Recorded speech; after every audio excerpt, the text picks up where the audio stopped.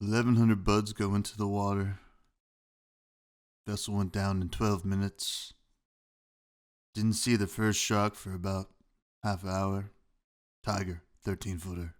Fresh and buds, now. Fresh and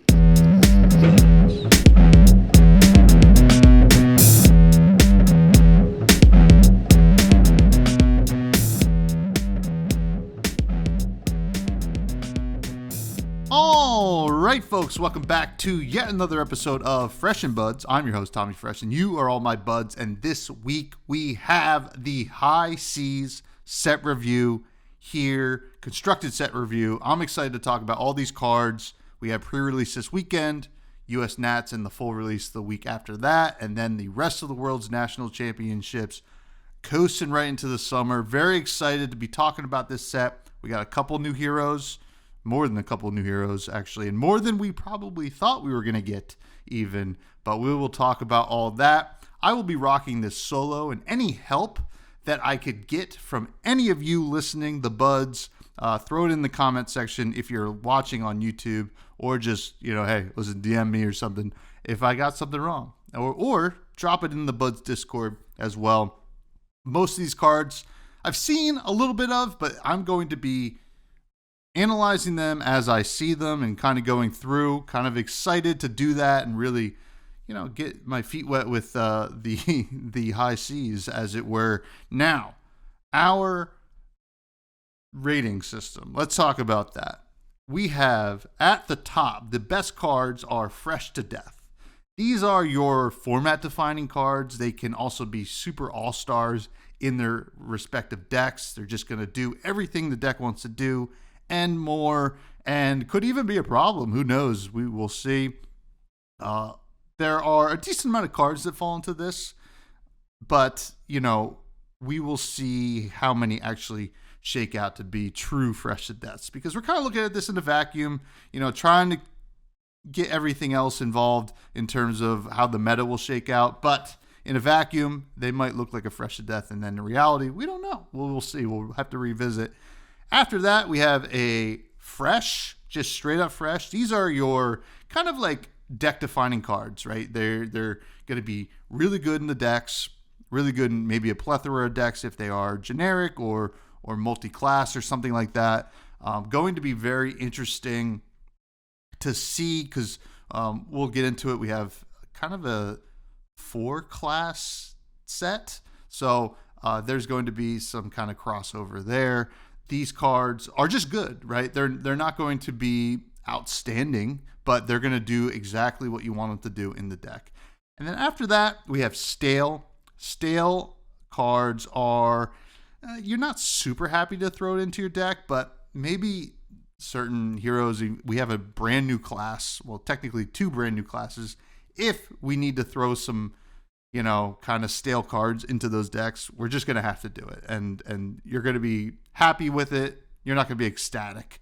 But there's a decent amount of cards that will fall into this category where they're not necessarily bad, but they are not exciting or necessarily as good as you want them to be. And then finally, we have Rotten. And these are cards that really are not that good or kind of have like unique kind of applications to them. We don't get a lot of these in Flesh and Blood, albeit, so like that is kind of nice, but there are some cards that are kind of stinkers for constructed, more just in there to make limited flow, and we're going to see a little bit of that because there are a lot of limited specific cards in this set, which we'll just kind of glance over, but for the sake of constructed, will not really be what we're looking for. And also there's like sideboard cards, right? They will have a kind of a grade on that scale, based on how good of a sideboard card I think they'll be, right? For example, like Warmonger's Diplomacy, a card that we notoriously got wrong, would have been like a sideboard Fresh to Death, right? Like really good into the matchups it's good into, and it's a blue, block 3. There was really not a lot of downside where, we had just kind of was like, oh, UPF. That was also the last card we reviewed that set. Now, let's get into it. We're going to go, if anybody wants to follow along, I would recommend going to February and going to the High Seas page. We're going to start from the number C0001 or whatever, wherever it starts, and just go down the whole list. So I believe we're going to start with the Fabled, which I still have never pulled a Fabled. Hopefully this is the first one I do because it might be good. And then going into Puffin and then the other heroes from there. Let's start now with the Fabled, which is Riches of Tropoldani, which is a yellow generic resource gem. It is legendary. You may only have one of it in your deck. And when this is pitched, create a gold token. Holy smokes. Now, we will see that these heroes care about gold tokens, but we also know from other heroes that gold tokens are just good. I mean, I look at this, well, Kasai, Olympia, Victor. I mean, like all these heroes are already in love with this card, and the High Seas heroes are going to love it as well. This is kind of pushing it for how playable I would like a Fabled, but hopefully the pull rates are not that bad because this is quite good. I have to say, this is kind of fresh to death. There is a lot going on with it. Now, the downside is there with all other kind of gems as well, where it can't block, right? And that can be a real issue. But if you're just playing one, I don't know. And sure, it only pitches for 2, but still quite good. Still quite good. This is kind of exciting. It's beautiful. I'm excited to open this one. This is going to be the one that I open. So yeah, Riches of Tropoldani, I would say fresh to death, like no doubt, because I think a lot of heroes are into it, and probably all the heroes that we're going to talk about might be into it as well. So we will see how it shakes out. Hopefully not too format defining or anything like that, but it is a bit of a chase. So we will see. Now let's talk about our first new hero, Puffin Hightail, a pirate mechanologist hero. Now, pirate is not a talent. It is a class in itself. So all 3 new classic constructed heroes are going to be dual class with pirate. So we have pirate mechanologist, Puffin Hightail, 4 intellect, 40 health, and then, 20 health for the young. And she has 2 abilities here. First, says action, tap. That symbol is tap. So just turn it sideways, destroy a gold token you control, and create a golden cog token. We'll talk about what those are in a second. And then the second time you crank each turn, draw a card. So let me bring up a golden cog token real quick, just so we have a nice frame of reference. It is a mechanologist token cog item. It has crank itself, and this enters the arena with a steam counter at the start of your turn. Destroy this unless you remove a steam counter. So basically just a free crank, playing these out. Certain cards will create them, but obviously Puffin cares about making some gold to turn them into golden cogs, and then crank to draw more cards and do crazy stuff. Not going to really give Puffin a grade because it really depends on how the cards look. So, but if I had to say, she looks really good. I'm really happy to see a mechanologist that doesn't really care about boost and cares more about cranking. That is very cool. I'm kind of excited to see how she plays out because she is really cool. And also, she has a bird, and the bird is also a card. It is Cranka. Now, this is a new kind of card. This is a offhand ally. So this is a Puffin companion offhand ally. Has 1 health, and it has action, tap it, banish this, return this to the arena under its owner's control, unequipped, tapped, and with a steam counter. So this has crank itself. So Polly can be thrown out there to crank, hopefully draw a card. And then it also has perched. This can be equipped in addition to a 2-handed weapon. This can't be attacked while it's equipped. So Polly is not going to be attacking here. Polly's just a fail-safe, hey, let's get a a crank out of this real quick, maybe an action point. Very nice. It is good. Polycrank is good. I mean, there's no real downside to playing Polycranka. I think Puffin wants to play this card anyway. It is a legendary, so keep that in mind. Obviously, he's going to have legendary kind of power level. It's fresh to death. Like, there's no reason if you're playing Puffin to not play this card. It seems quite good, and it is very, very fun. I like the flavor. I like the flavor of this set a lot. So I know it's not for everybody, but I'm enjoying it. So Polycranka, cool. I wonder if we're going to have any other offhand allies, companions. But this one is definitely a cool one. Now, let's get into the Majestics here. We have one that we've seen for a hot minute now is Golden Sky Warden. This is a yellow, 4 cost, 7 attack, 2 block, Pirate Mechanologist attack action at Majestic. And it has Galvanize. When this defends, you may destroy an item you control. If you do, this gets +1. If a golden cog is destroyed this way, create a gold token and repeat this process. So, Golden Sky Warden seems like a really good defensive popper that you can kind of convert a bunch of your golden cogs into a lot of gold, and to kind of keep the engine going. This seems like a real important engine card for Puffin. The 4 cost is not that great. Like, I look at that.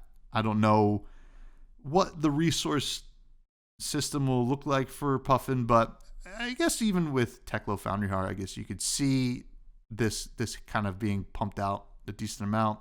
I don't see her playing hyperdrivers, but that'd be kind of neat too. I don't know if she'll be boosting though. So Golden Sky Warden though, is it fresh to death? I don't think so.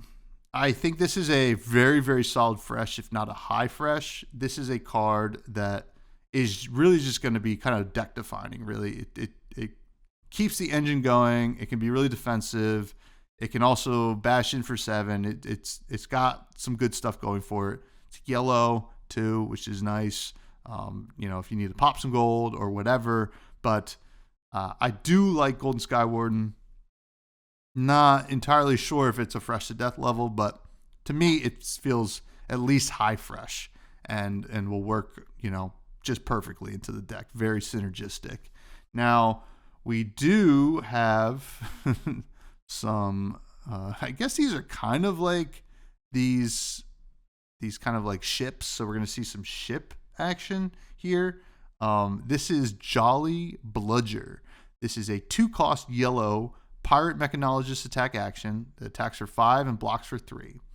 When this attacks, you may tap a cog you control. If you do, this gets overpower. When this deals damage to a hero, steal that many items they control. And then it also has, it doesn't stop there, folks. Thrice per turn instant, tap a cog you control. This gets +1. So, you have a lot of things going for this. It's a 2 for 5 that can easily get buffed up to 8 if you have enough cogs, and also can get overpower as well if you have an extra cog to kind of push through some evasive damage. And then also if you're playing against a hero that has items, you get that bonus as well. Now, this is a card that feels very fresh to death to me. It's just kind of raw power, right? The stealing thing is actually that's a new kind of keyword. It just means you gain control of whatever the items are or whatever. I forgot that they kind of added that as a keyword. But Jolly Bludger, quite good. I think fresh to death. Even at its base, it's going to block for 3. It's a yellow. It's going to, 2 for 5 at the worst. No go again kind of stinks, but like I feel like she might want to go a little tall, and this is a great way to do it. And at 2 for 8 with overpower, if you can get to that point, this is going to feel so good, and it's close out games. So fresh to death for Jolly Bludger. Now, we do have 2 weapons, and this is kind of for limited. You have kind of different ways to build in limited, but we'll talk about both guns first here for constructed purposes. The first one is Cogworks Blunderbuss. This is a 2-attack Mechanologist weapon, so it's straight Mechanologist, not pirate, and it's a 2-handed gun, and it has action, pay 2 resources, tap it, and attack. And then it also has instant tap a cog you control. This card's next attack this turn gets go again. So, not really in love with the resource cost here, but, it's going to be pretty easy to give this go again in this deck, I feel like. And that might be a nice little important piece to kind of, not finish your turn with a weapon attack. This feels a little almost like Starfall in a way from Rosetta, where you can kind of do a weapon attack in the middle of the combat chain. So I like this card. I'm not really sure where it's going to land in the deck. If Puffin really wants to play some other Mechanologist weapons, but it does have synergy here, so I don't hate it. It depends on kind of the resources that you're going to be dealing with. So probably like a blow fresh. I mean, it's not like super powerful. I mean, I guess, the go again. I'll give it a low fresh. Cogworks Blunderbuss. Next we have Spitfire, which is the other weapon, the other gun. It's another Mechanologist weapon, 2-handed gun. 2 attack, just like the other one. This one has action, tap this, and a cog you can control to attack. When this attacks, you may tap a cog you control. If you do, the attack gets +1. So this one doesn't have the benefit of getting go again on its own. Now, noticeably, both of these weapons are not once per turn. So if you have extra action points and have a way to untap them, I would say, you might be able to fire them twice. And Spitfire's all right. Needing 2 cogs to kind of get the attack and the +1 is not that appealing. I would say I would still like the Blunderbuss over Spitfire. So I'm going to say like a high stale for Spitfire. I'm not seeing the vision here as much. I do like that it's no resources, but it all depends on the cog generation. So we will see. Next, we have another legendary, and it looks like we didn't get a whole lot of pirate Mechanologist stuff. A lot of it is straight up Mechanologist. So we are into the Mechanologist card pool. And the legendary is Cogworks Tinker Rings, and it is a Mechanologist equipment arm piece. It blocks for 2 with Blade Break, and when this defends, create a golden cog token.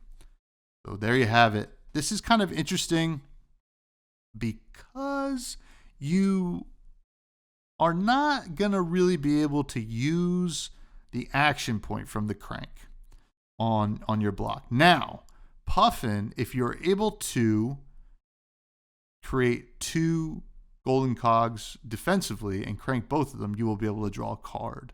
So that is where this is pretty interesting. It's also a 2-block in the arm slot, which I don't really think Mech had already. So they're getting their full, kind of fridge set up, and this just seems totally fine. I mean, it's a legendary, so it's gonna be weird if they're not fresh to death, and this one certainly is fresh to death. So Cogworks Tinker Rings is fresh to death, I would say. And I'm interested to see how often you'll be able to crank twice on the opponent's turn to draw a card, because that is the real sauce, I think. So also being able to kind of just get one is totally fine. You don't have to crank when it comes out, and they'll stick around for a whole turn. And you have other ways to kind of, convert it into, whatever. You can use it to tap to pay for things. So it's not the worst to just have it there. I think it makes sense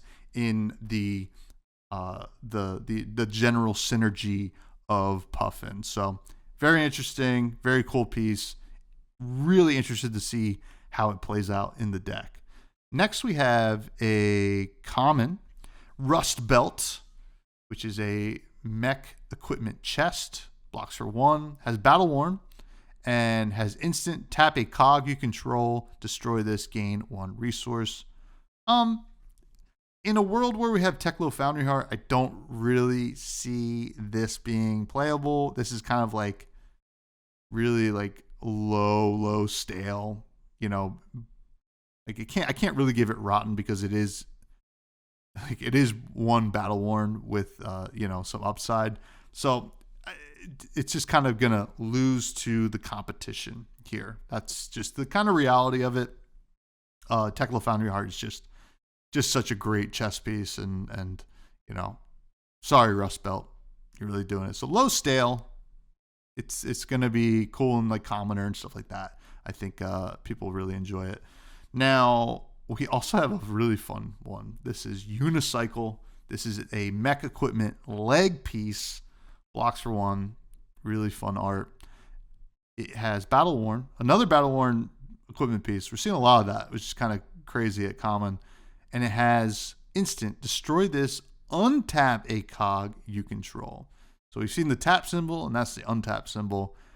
This is kind of interesting because I think maybe Puffin will want this because there's going to be like situations where your deck really needs like untapped cogs to really function and do a lot of crazy powerful things. Unicycle, based on it needing to be destroyed, I have to assume that this is a powerful effect.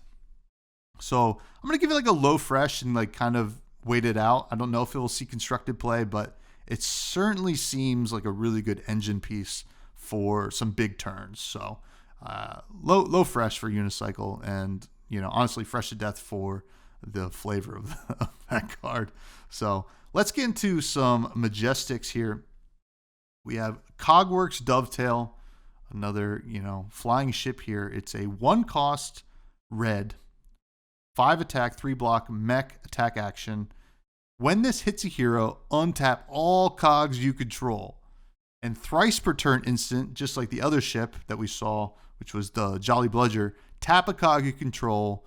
This gets +1 or go again, which is actually pretty insane, which, makes sense. You want to do more stuff with the cogs that you're going to be untapping. So I think this is a fresh to death, no doubt. 1 for up to 8, or up to 8 with no go again, up to 7 with go again. At its ceiling, and then even at the bottom, if you just had to send this for 1 for 5 with go again, that seems really good. Untapping all your cogs, like we said with Unicycle, seems like pretty important. You want to tap some of these things to do the engine piece of this deck. This seems like a fresh to death. It's a Majestic, so I'm not surprised. But Cogworks Dovetail, I bet this card's going to be a kind of a problem. Maybe not a problem. You're going to be like, I need to block this.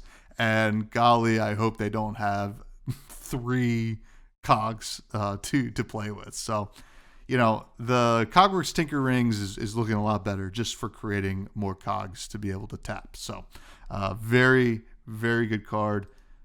Next we have Palantir Aeronaut. Holy smokes, this is a crazy looking card. Another big ship. This is a 2 cost red. That is a Majestic again. 6 attack, 3 block, mech attack action. The defending hero must defend this with an equipment they control if able. So we got a big old T-bone, and it has thrice per turn instant, tap a cog you control. This gets +1.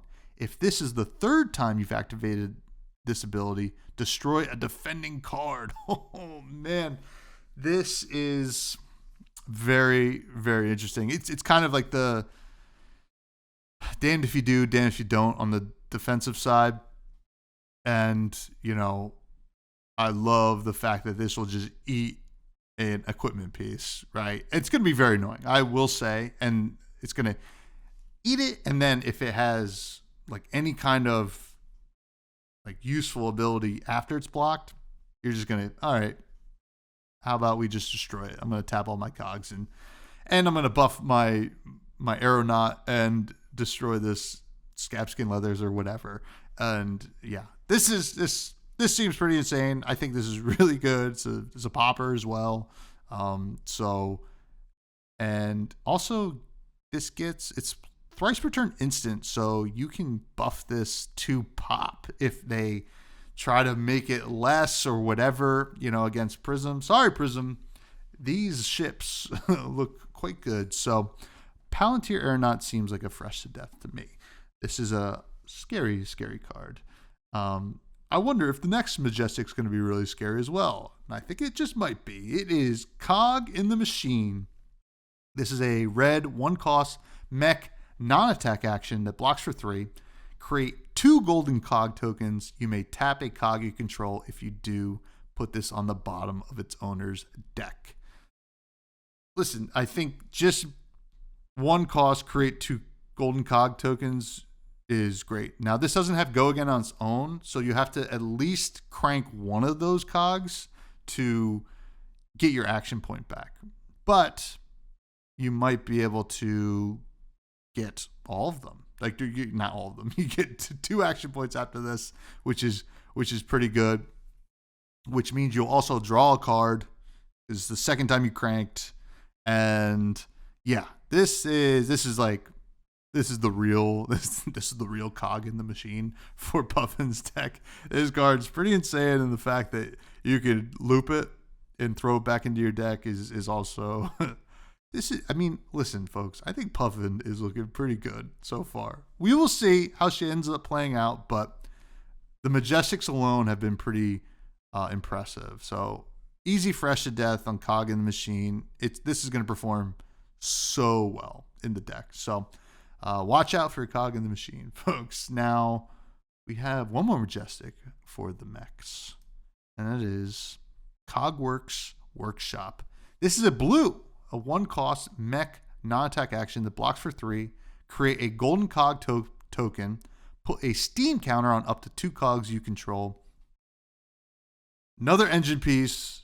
Listen, this deck is already coming together. These are just clear, slot in, get the Cog machine going, and let's keep it going. And I think that Cogworks Workshop, it's a blue. You get your action point back. If you've already cranked a golden Cog, you can even draw a card. So it's very interesting. I'm also interested because these are all just generic mech cards, right? So these can go into like Dash.io. Like, does she start doing some really crazy stuff with the golden Cogs? I wonder. But for the purposes of Puffin, this is pretty good. This is another fresh death. I like this is. I love cards like this. I love just like gluey cards that you just throw into the deck. It's resources. It gets the engine going. Puffin looks really, really cool and also very powerful. So I'm interested to see, with these Majestics we've seen already, are we seeing like a really powerful deck emerge from this set? So very, very interested. Let's get into some rares though. We have Cloud City Steamboat. This is this is not a non-attack. This is a regular attack action. This is cost 2. It comes in all 3 colors, red, yellow, and blue. It is a mech attack action card. It blocks for 3 and it attacks for 6, 5, and 4 respectively. When this hits a hero, you may tap a Cog you control. If you do, put a steam counter on a Cog you control. Nice little kind of, hey, let's keep the engine going. We've seen a little bit of that already. And it also has this classic, ship boat thing, like thrice per turn instant. Tap a Cog you control. This gets +1. 2 for 9, where you can keep the engine going. Pretty good. You're not going to get Go Again off of it, but yeah, I'm interested. I think this is pretty good. I mean, the blue is not so bad either. I mean, I kind of like the blue, right? This is a nice little resource card that can come in for 7 and keep the engine going as well. That's a break point. Now, all of this really depends on you being able to keep the golden cogs coming. And, that is hopefully what you're going to be doing in the deck anyway. It seems like a low fresh. It might even be like a higher fresh, but maybe I'll just settle on solid fresh. This one I might need some comments on because I feel like it's good, right? These thrice per turn instant cards are all good. They feel really good. So very, very interested in this deck. It's pretty cool. I would have liked this one to be one of the ones that got go again, but hey, I think getting +1 is quite good as well. And it's you're never gonna land a Herald against this deck, right? I mean, it doesn't seem like it. So very interesting. Now, what is next? We have Cogworks Zeppelin. We're getting the lead out here with some Cogworks Zeppelin. This is another rare. Comes in all 3 colors. It is a 2-cost, 6 attack, 5 and 4, and 3 block mech attack action card. And just basically a nice carbon copy of the stats from Cloud City Steamboat. When this hits a hero, you may tap a cog you control. If you do, create a golden cog token. So there's your extra action point here. And it also has this one has twice per turn instant. Tap a cog you control. This gets +1. And I also messed up on the last one. That was twice per turn instant as well. So we're not quite at the thrice per turn at the rare level, but we're at the twice per turn, which is still pretty good. Still pretty good. Now, this one is really interesting to me. Golden cog creation is probably really important. I have to imagine you can get the action point from the crank, perhaps draw a card off of Puffin's ability, or you can just leave it there, have it stick around for more activated abilities, just like on this one. So this one feels like a very solid fresh. I have to imagine Cogworks Zeppelin will see play, at least in the red, maybe the blue as well. That seems quite good. So big fan of Cogworks Zeppelin. Actually, just huge fan of the art. It just looks so cool. What do we have here? What's this next one? This is Copper Cog. This is a blue mech non-attack action cog item. Has no defense. It costs 0 and it has unlimited. Another new keyword. You may have any number of copper cogs in your deck. It has crank, and this enters the arena with 2 steam counters. At the end of your turn, destroy this unless you remove a steam counter from it. Okay. Some blue cogs to throw into your deck. I mean, this could be kind of your resource system. If you're like, you know what? I want all my blues to do the cog thing. And this is a good way to do it. People will meme with this card because it is unlimited and you can play a lot of them. I wouldn't recommend it, but hey, listen, you can do that and it's totally within your right to do it. So Copper Cog, I don't know if this one's a little bit hard to evaluate. Being able to have cogs in your deck that you can just play is probably good. It has crank, so you can definitely get the action point back and then also possibly draw. They stick around for one more turn than a golden cog. So this is like maybe a low, fresh, high, stale. I think some amount of them will be played. I don't know if it'll be more than the play set, to be honest, but you can play as many as you want. So I would be really interested to see how many of these end up in the actual Puffin decks. But cool card. Next we have Lubricate, which is a blue 0-cost Mechanologist instant. Untap up to 3 cogs you control. Now, I like that this is blue. I like that it costs 0. I like that it untaps cogs you control. I don't know if I care about the instant side of this. It might be a little clunky in the deck, but maybe if that's what you want to do, this could be the lubrication for the machine, as it is kind of alluding to. I don't know on this one. I think it's a powerful effect. It's very clear that we want to be untapping cogs and retapping them and doing powerful stuff. Is a blue. This seems to be a deck that can be aggressive enough that the no block doesn't matter. I'm going to give it a optimistic low fresh because I'm scared of playing this card and seeing it when I don't have enough or don't have any cogs for one, and then also need to block. Maybe that's the blocking player in me, but lubricate scares me. I could see the upside though. The upside is certainly there. And our last rare in the mechs is Pinion Sentry. This is a blue mech block card, blocks for 3. When this defends, you may tap a cog you control. If you do, create a golden cog token. Now this was kind of funny. I was like so out on lubricate for not being able to block, and I'm like, whoa, a block card. This seems pretty good, but it does create a golden cog token.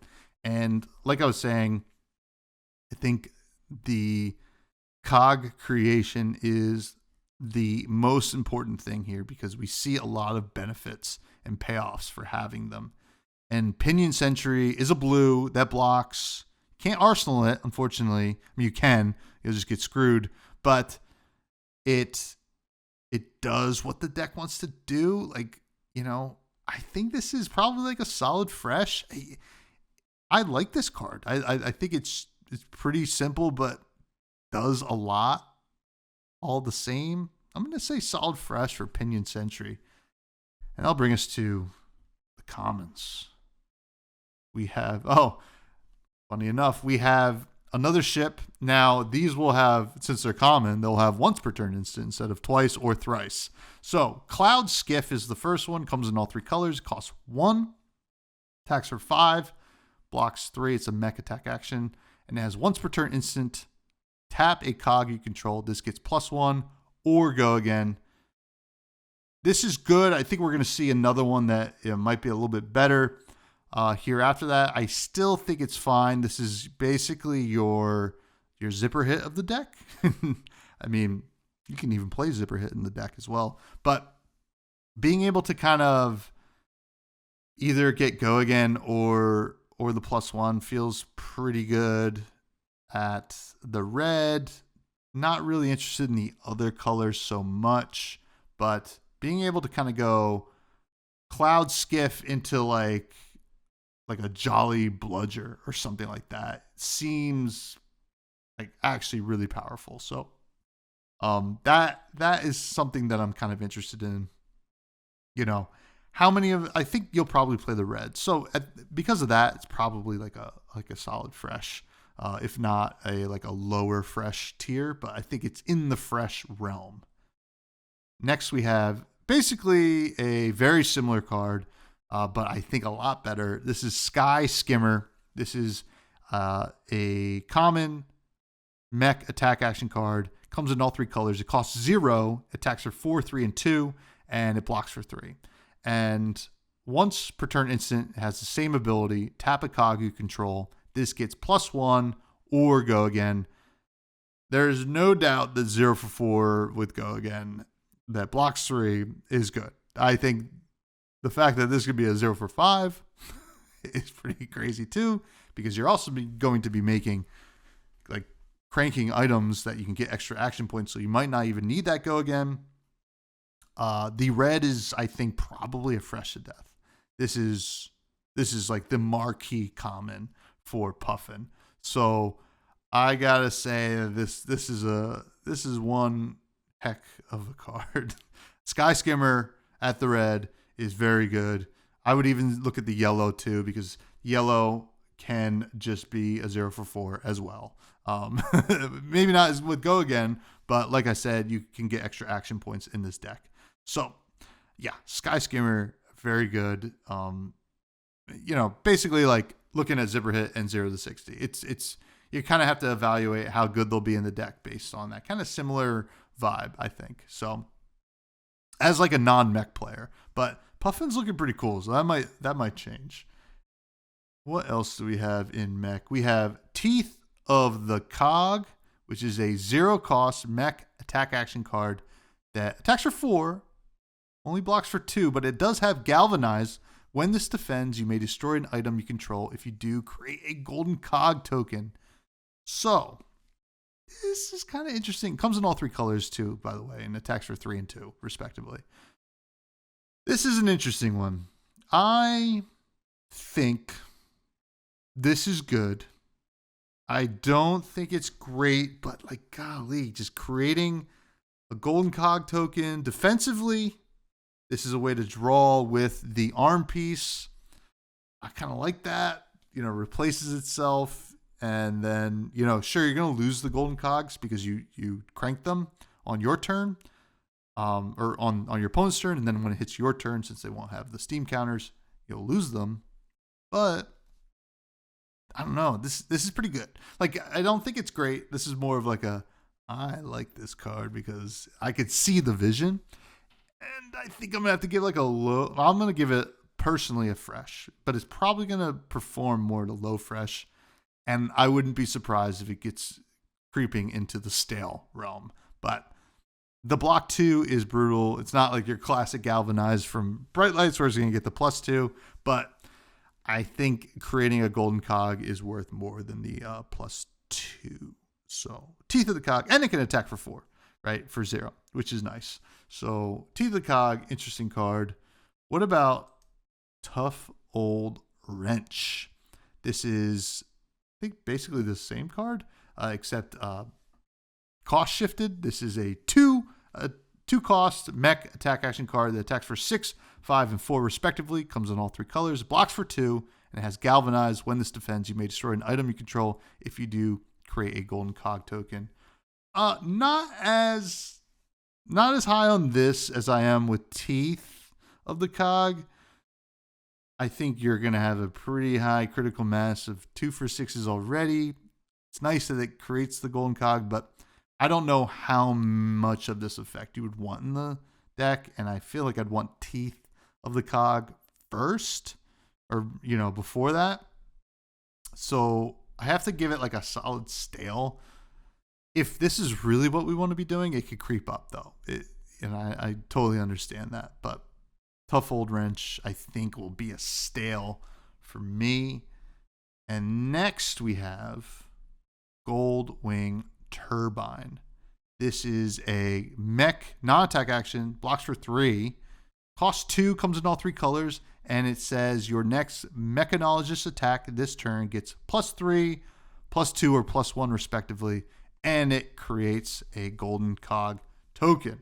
It doesn't have go again itself, so you do have to crank that golden cog if you want to be able to get the +3.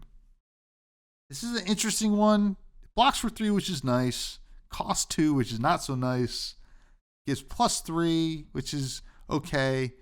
For 2 is a lot, but also you get the golden cog token, but you have to crank it. I think this is probably more limited fodder. Maybe some of the reds get played, or maybe just the blue. To be honest, like that could be theoretically just better for the deck, because maybe the buff, we don't care about the buff, we care about the golden cog token. And if you have to just make the golden cog and pass and not even crank it, that's fine. It's not fine, it's not ideal, but it blocks 3. Maybe a high stale on Goldwing Turbine. I like it. Obviously, I keep talking about how important it is to create these golden cogs. This one just feels not as elegant, I would say. So I think that would be kind of my hold up there. Now, next we have Draw Back the Hammer, which is a 1-cost mech non-attack action that blocks for 2. Your next Mechanologist attack this turn gets +4. You may untap a gun you control, and this has go again. So this is a nice little combo with the Cogworks Blunderbuss. So, if you were able to give this go again, and then you're like, okay, pitch a blue for the drawback the hammer and untap a gun, and then all of a sudden you're attacking again for 6 because this is any mech attack that it buffs. I think that's pretty good. Like, if you're trying to do a gun thing, I think you're going to play this. I think you kind of have to because the untap is pretty important. So I think that being said, I would give this like a build around kind of fresh. Seems good. Block 2 is not great, but I think you almost always want to just play it. And this only comes in red, it looks like. So you don't even have the option to kind of mess around with the blue. So, yeah, I think a build around fresh. I don't know if the gun thing's going to be really what the deck's trying to do, but if it is, this is the card to play. Time to perk up, folks.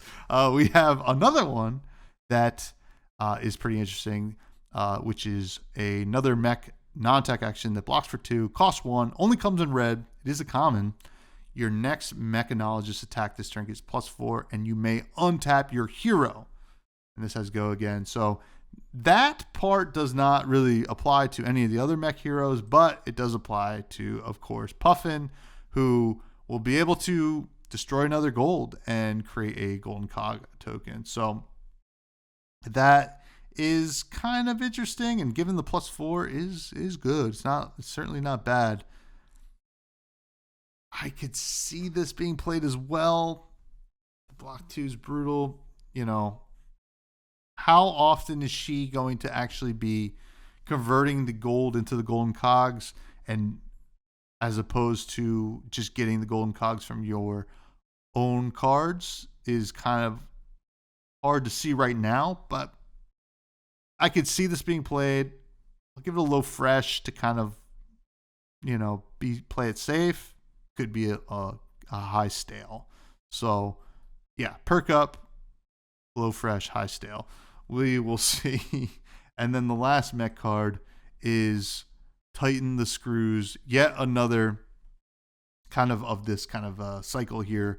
This one is a red, only comes in red. It's common mech non-attack action that blocks for 2, costs 1. Your next Mechanologist attack this turn gets +4. You may untap a cog you control, go again.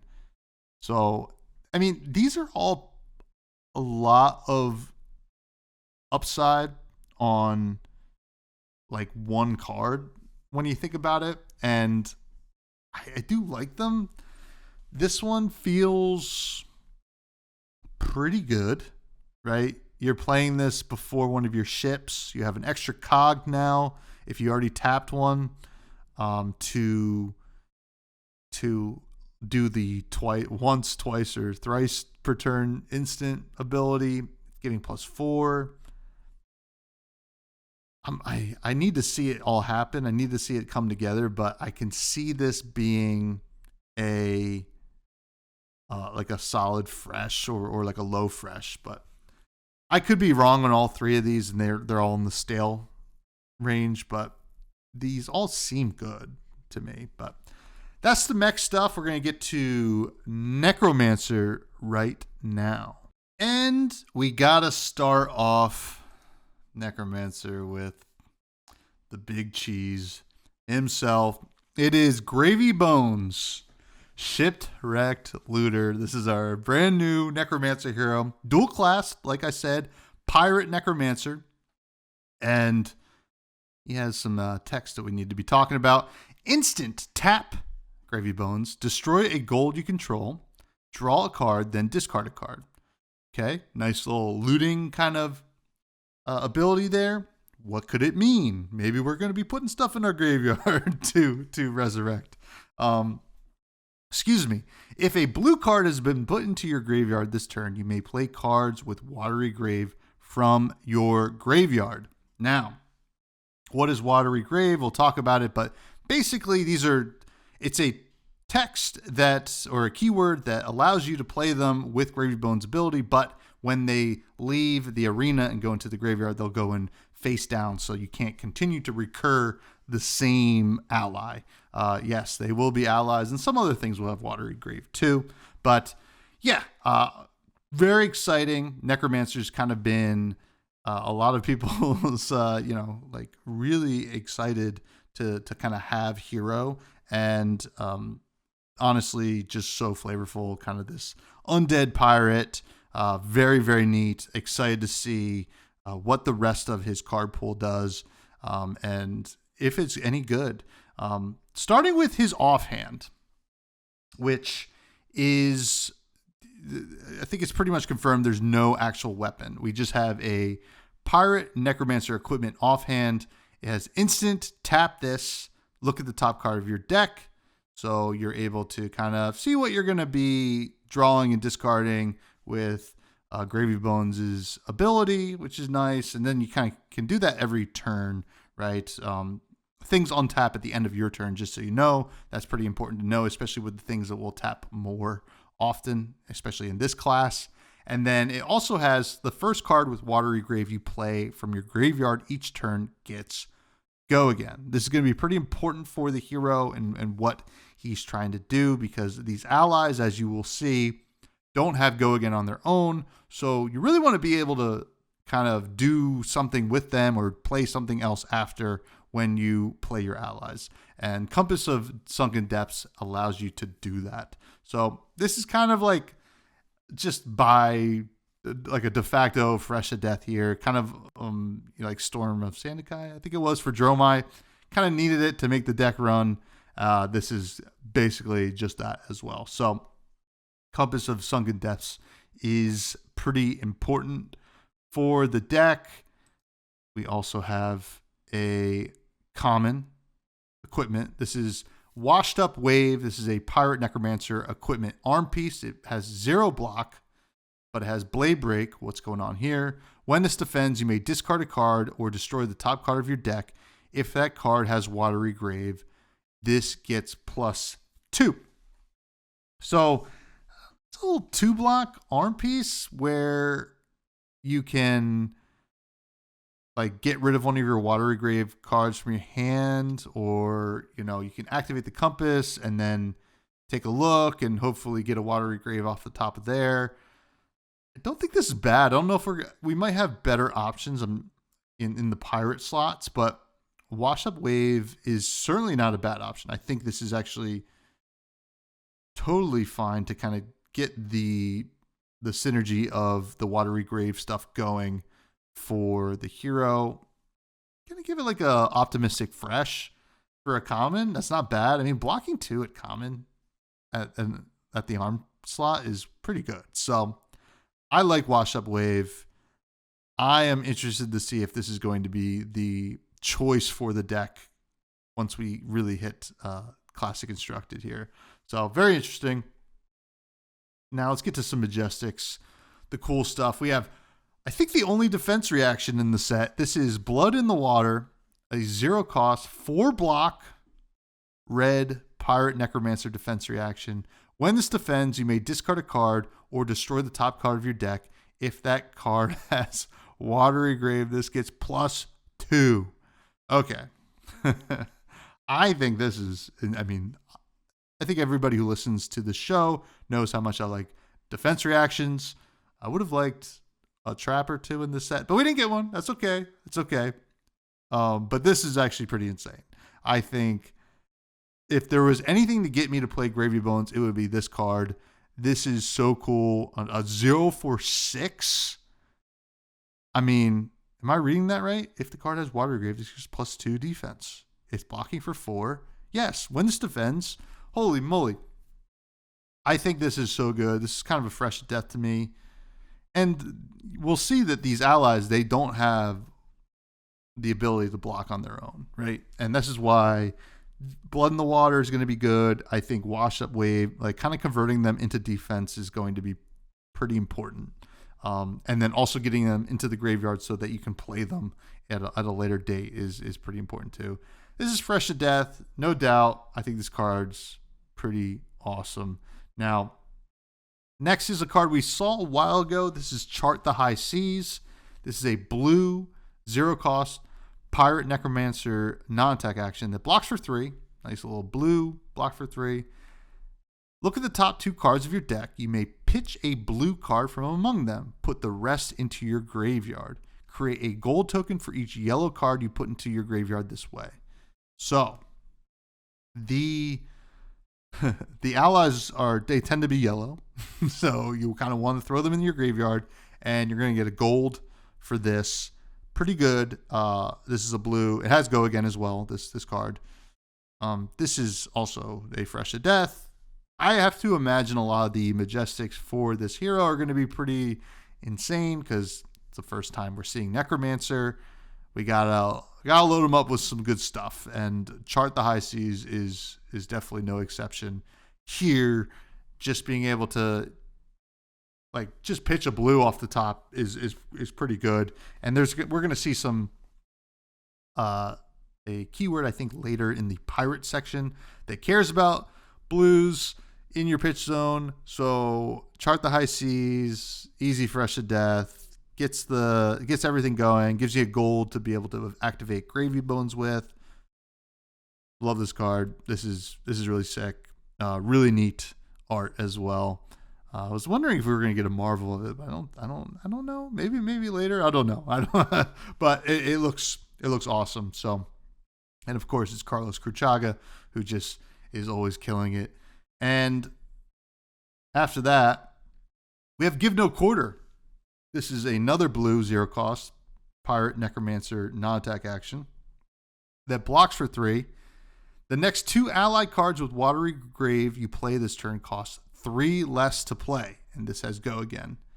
So this is kind of interesting of what I've seen about this card. It's certainly good, right? Being able to basically generate 6 resources off the bat just by playing this is quite good. It is a blue, so it will go to the graveyard when you play it, and it will allow Gravy Bones to start raising the dead here, and making them cost less is pretty good, especially since the first one you play is going to be free. So this all works out. I think this is a great, just good blue card. Blocks for 3. This is a high fresh. I don't think the power level here is quite at the level of the other cards we've seen so far in Blood in the Water and Chart the High Seas, but it's really good. You want to play it. I think the reason I am a little bit lower on it is I think sometimes it's going to be if a deck is pressuring this deck, this is going to be hard to actually utilize other than pitching or blocking, right? Because you might not be able to take kind of that turn to play out Give No Quarter and just generate a ton of value. But when you do, it's going to feel like you're playing the best deck in the format. So I think it's a high fresh, maybe low fresh to death, but Give No Quarter is going right into the deck along with these other cards. So very good. Now, I'm interested to talk about these allies because it's going to be interesting to kind of talk about how we're going to evaluate them. The first is a Majestic called Chum, Friendly First Mate, costs 4. It attacks for 4 and has 6 health. Okay, so you got to put on our kind of ally hats here. Thinking back to the dragons and what was good. I mean, the stats here are pretty good. They're actually great. Has Watery Grave, by the way. These are Pirate Necromancer action allies. It has 2 abilities. The first one is tap it to attack. The other one is instant tap. Discard a card with Watery Grave until end of turn. Opponents must choose this as the target of attacks if able. So, this is kind of like your Arclightness Sentinel of the deck in a way. Not as good. With Go Again, you could still, do more stuff. But this is pretty important to the deck. Obviously, it's Gravy Bones' first mate, so you would hope that he was pretty good. I think it's a fresh to death. I mean, I am interested to see how many of these allies we don't play in Gravy Bones because in my experience with the deck, in just kind of like some minor testing, the deck starts to fold when you run out of the allies because, when they go to the graveyard and flip face down, that's it. You're not going to be able to get them back, right? So with all that, there's going to be a critical mass of allies to play in this deck, and hopefully not draw a hand of all of them and not be able to block anything. Oh man, it's so hard to evaluate, but this is a fresh to death. I mean, this has a breakpoint at 4, 6 health is a lot, and also has the ability to kind of taunt your opponent with the second ability. So, and it's able to do both, right? You can attack with it, and then when you untap at the end of your turn, you can use it in a defensive way as well. So it really has all the boxes ticked. Chum is going to be a nice little kind of standard of what a fresh to death ally looks like. It's doing everything you want it to do. I think it's fairly costed for what it is. You're playing a lot of blues in this deck anyway, so the 4 is not that big of an issue. And with Go Again coming out of the graveyard is going to be pretty good as well. So yeah, fresh to death for Chum. This is going to be interesting to talk about the rest. Next we have Moray Le Fay. This is a Pirate Necromancer action ally. She is yellow, 0 cost, 0 attack, and 3 health. Not the best, but has Watery Grave, and then also tap to attack, and then has instant pay 1 and tap it to put a +1 counter on target ally. So this is a pretty important card, I think, for the deck, because all of a sudden you're making some less than ideal allies really powerful, right? Giving them a breakpoint that they didn't have before, or it can also be difficult because Moray is very easy to kill, right? A simple Searing Emberblade will kill Moray Le Fay, but meanwhile she is also putting +1 counters on other allies, and you'll have to deal with them eventually as well too. I don't think you can really ignore these allies because they all will kind of overtake the game if you don't, right? And that was the case with any of the kind of permanent based heroes that we've seen before. So Moray Le Fay, I think, is a low fresh to death because certainly really easy to kill, needs to have other allies out to like really feel good. But all that being said, you kind of like keep her in the graveyard for however long, and she does cost 0. So if you can play her with Watery Grave, you're going to get a Go Again off of that, and that's really good. So that is pretty interesting. Now, I guess actually, the compass. I was going to say I thought the compass would apply to any Watery Grave. No, it's only from the graveyard. It will get Go Again. But yeah, Moray Le Fay. Yeah, I think you have to kill this one, folks. You do, because she's going to get out of control with any other ally out on the arena with her. So low fresh to death, not quite Chum level because she does need the help, but when she does, she will when she does have the help, she's going to be pretty intense. Next we have Whaler Humperdinck. Oh boy, it's the big old boy. This is a yellow Pirate Necromancer action ally that has 11 attacks, 7 health, holy moly, costs 6. Okay, that makes sense. And then has action, pay 6 resources, tap it into attack. It also has Watery Grave. Obviously, all these allies do. So this is your 10,000 year reunion, right? This is kind of like the big old permanent that's gonna just hammer down some damage and really gonna commit, like make a deck commit resources to kill it. There's some decks that might not be able to threaten 7 damage at Whaler Humperdinck to kill him.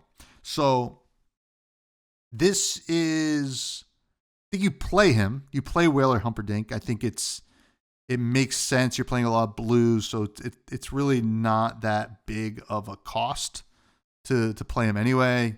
You wait for your chance to throw him out there, and then he's going to kind of buy you some health because he has 7 health, and it's going to be a big target because 11 damage is a lot to deal with, right? And it could just close out a game.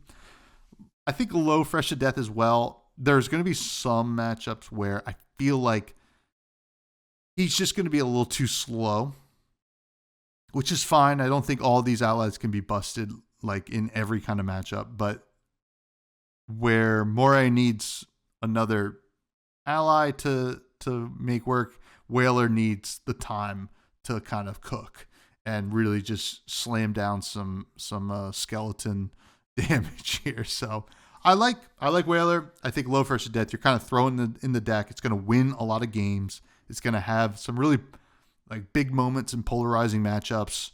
So big fan, big old fan for the big Chungus right there. Next, we're into the rares. We saw this. I don't know if it's I guess it's somewhat of a cycle here, but we saw these cards. This is Board the Ship. It only comes in red. It costs 2. It attacks for 6. It blocks for 3. It's a pirate Necromancer attack action card. It's not an ally, folks. When this attacks, you may tap an ally you control. If you do, this gets overpower. Nice little card. I don't think this one's really going to be that good. Overpower is a little bit better in limited formats. It can be good and constructed, but this seems maybe a little too simple for constructed. I'm going to give it like a stale. I think it's fine. It's a popper technically, but I don't know if this is the kind of finisher you want in the deck. I think both Moray Le Fay and Whaler Humperdinck are doing that a lot better already. So like a stale, I think, for Board the Ship. And then next we have Paddle Faster. This is a 0 cost, 4 attack, 3 block, pirate Necromancer attack action card. When this attacks, you may tap an ally you control. If you do, this gets go again. I'm more interested in this for the same reasons we talked about with Puffin. And I forget the name of that card already. That was, holy moly, Sky Skimmer.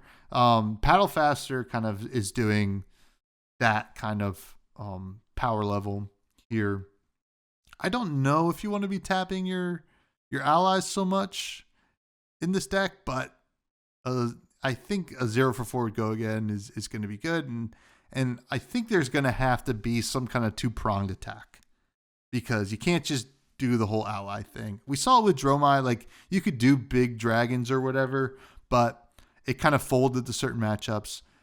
I kind of like a more hybrid approach. So if that's the case, Paddle Faster is probably going to be like a low fresh to a medium fresh for the deck.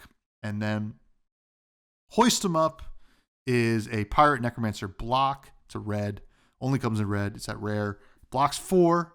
And when this defends, you may tap an ally you control. If you do, this gets +1.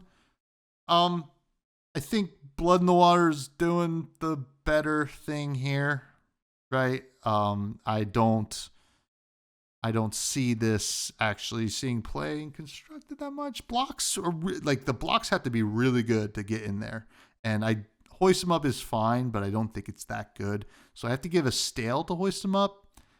Like it's totally fine. Like blocking 5 on a block is going to be okay, but there's too much downside to blocks for this simple of an effect to be like to matter. It could even get into the rotten range, to be honest. Like I don't even know if I'd consider this card for the deck, but yeah, Hoist 'em Up. It's just okay. But Avast, which is a blue rare, only comes in blue. It is a 0 cost pirate Necromancer non-attack action that blocks for 3. Your next pirate ally attack this turn gets go again, and when this hits a hero, create a gold token, and this itself has go again. This seems like a no-brainer for the deck. giving these allies go again is pretty good, right? Like we want to attack with multiple allies a turn, and then on hit gold is pretty important for the deck as well. And the nice thing about gold in this deck, to be like a lot of blues, is that you're gonna be able to do the looting thing with Gravy Bones, but also just kind of ramp a little bit your resources with the gold. Hopefully getting some more blues, which you should hopefully know is on top anyway with your compass. So Avast-G is like a really solid to high fresh. It's not the most powerful card, but it is certainly a good deck defining card for Gravy Bones. So we had Avast-G. We also have Heave Ho. This is a Pirate Necromancer non-attack action. At blue, costs 0. At rare, only comes in blue. And it blocks for 3. Your next pirate ally attack this turn gets overpower. And when this hits a hero, create a gold token. It has go again. The overpower is not as important here, I think. Kind of for the same reasons. I like it in limited a lot. And, I can understand why this card exists. But this feels close to a low stale to me. It's just not doing enough. Where Avast-G is doing a lot, right?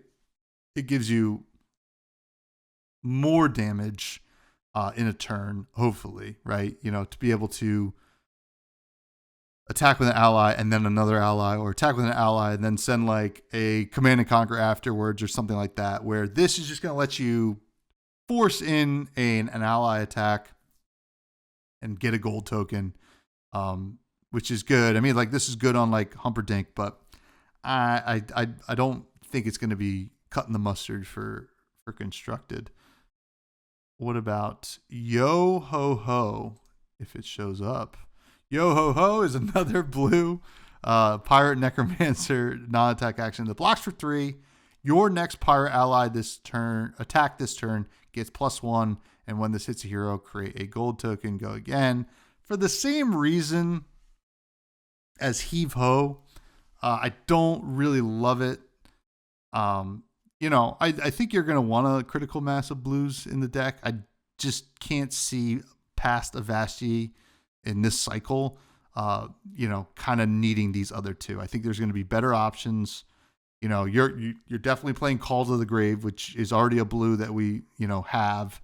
And these are good. They're fine. I mean, the upside of playing these is they will,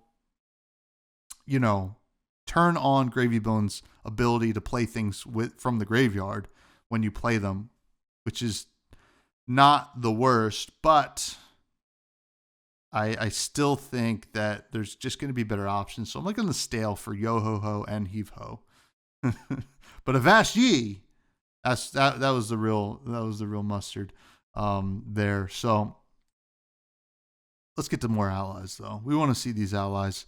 Next we have our first rare Pirate Necromancer action ally is Kelpie, Tangled Mess, which is a yellow, 0 cost, 1 attack, 3 health, Watery Grave ally. Has 2 abilities. One is tap it to attack, and then the other is pay 1 resource, tap it to tap target hero or ally, and this also has go again, so you can do that after, or you can do something else after. This is kind of like a sideboard, like low fresh. The attacking for 1 is really not gonna really be a big splash in this deck, I don't think. And this will do some serious work into the mirror, and it will, I guess, it'll do some serious work into the mirror because they won't untap until the end of their turn. And then I guess into other decks that are playing allies, it will matter. And then the other 2 heroes in this set that tap themselves, that is also going to be fine. So it's like low fresh in the sideboard.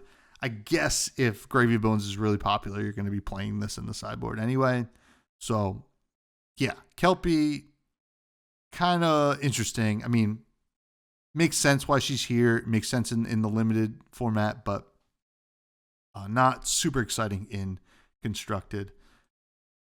After that, we have Limpet Hop Along, who is a yellow 0-cost pirate necromancer action ally, which attacks for 2 and has 1 health. And this one's interesting because it only has 1 ability. It does have Watery Grave technically as well, but all these allies do, as I said. Pay 1 resource, tap this, attack, and it has go again. So Limpet is going to be on the more go wide strategies of this deck if that works. I guess it will. I'm not really sure if Limpet really is going to be good enough for constructed, but I think the go again's probably enough because they're making it kind of hard for these attacks to have go again rather than like they make it like relatively easy to have it like the actual action have go again from the graveyard, but like you need to play other things to give these things go again, and Limpet has it on itself. So I'm gonna say this is a fresh. It's a little weak, 1 health, so it's probably gonna die no matter what. But it could be such a small threat that some opponents might just say, well, whatever, I got bigger allies to deal with or whatever, and Limpet will just keep on swinging in for 2, like basically just a weapon, and being able to do stuff after is pretty good as well. So yeah, I think like maybe like a fresh, could be a low fresh, could be a high fresh, but I'm gonna say just solid fresh on Limpet. And then we have Rutro. It is Scuba Salty Sea Dog, a yellow 0-cost pirate necromancer action ally. It's a mouthful. This is a 4 attack, 4 health. So a nice little 4/4. It has action, pay 3, tap it to attack. And when this attacks, you may put a yellow card from your graveyard on the bottom of its owner's deck. If you do, create a gold token. This is pretty good. I think 0 cost is the biggest thing going for this. And it also allows you to kind of cycle some other yellows. Now, you kind of want the yellows that we've seen, like in terms of the allies in your graveyard, but I could see a world where maybe you want to recycle them or for whatever reason, or like even we just see other yellows that the deck wants to play and kind of recycle. So I like this. The blue is like the 3 resources isn't that much of a cost because I feel like it's going to be not that much of an issue because the amount of blues you play. So this is like definitely a solid fresh. I think this is going to go in the deck. You're going to be happy with it. And it's a little cute little dog too, which is nice. We kind of like a cute little dog. But let's get into the commons. This is our first actual cycle here. Angry Bones comes in all 3 colors. It's a 2-cost pirate necromancer attack action that attacks for 6, 5, and 4 and blocks for 3. And when this attacks, you may discard a card or destroy the top card of your deck. If that card has Watery Grave, this gets +1. This seems like a limited glue, like kind of setting like a 2 for 7, which is good, right? But I think it's probably like I guess it's a good setup card, but maybe not the best, right? Like it's a popper. You gotta always just mention it's a popper if it is. But as we've seen with Prism in her current form, the first popper is not a popper because they activate Halo, yada yada yada. So Angry Bones, I like it. If there's like a real control version of Gravy Bones, I feel like you're gonna send like 2 for 7s and like set up for a big turn. I do like that. So I'm gonna give this like a maybe low fresh, but it's probably more of a stale. Maybe the blue sees some play. I'm not really sure, but looking at the red, I kind of want to send a 2 for 7, but we will see if that really pans out. Don't know if that's going to be the best version of the deck. Next, we have Burly Bones. Kind of a similar thing here. This comes in all 3 colors. It is a 2 cost, 6 attack, 3 block, Pirate Necromancer attack action, and it attacks for 6, 5, and 4, respectively. When this attacks, you may discard a card or destroy the top card of your deck. If that card has Watery Grave, this gets Overpower. Kind of apply everything that I said about Overpower to this card again, and I think it's actually worse for Constructed. I can't imagine really seeing this see play. This, to me, is going to be kind of a limited role player for sure. But I'll give it a low stale, high rotten, which is basically just rotten. And just give it a low stale because Burly Bones, fun name. We'll give it to them. And what about Jittery Bones? Now, this could be the real sauce. This is, I think we're going to see a bit of a what would you say, like a theme here that I like. The 0 for 4s that possibly go again. Jittery Bones is a common, comes in all 3 colors. It costs 0, attacks for 4, 3, and 2, and it blocks for 3. It's a Pirate Necromancer attack action. When this attacks, you may discard a card or destroy the top card of your deck. If that card has Watery Grave, this gets go again. I like this a lot. This is probably like a low fresh.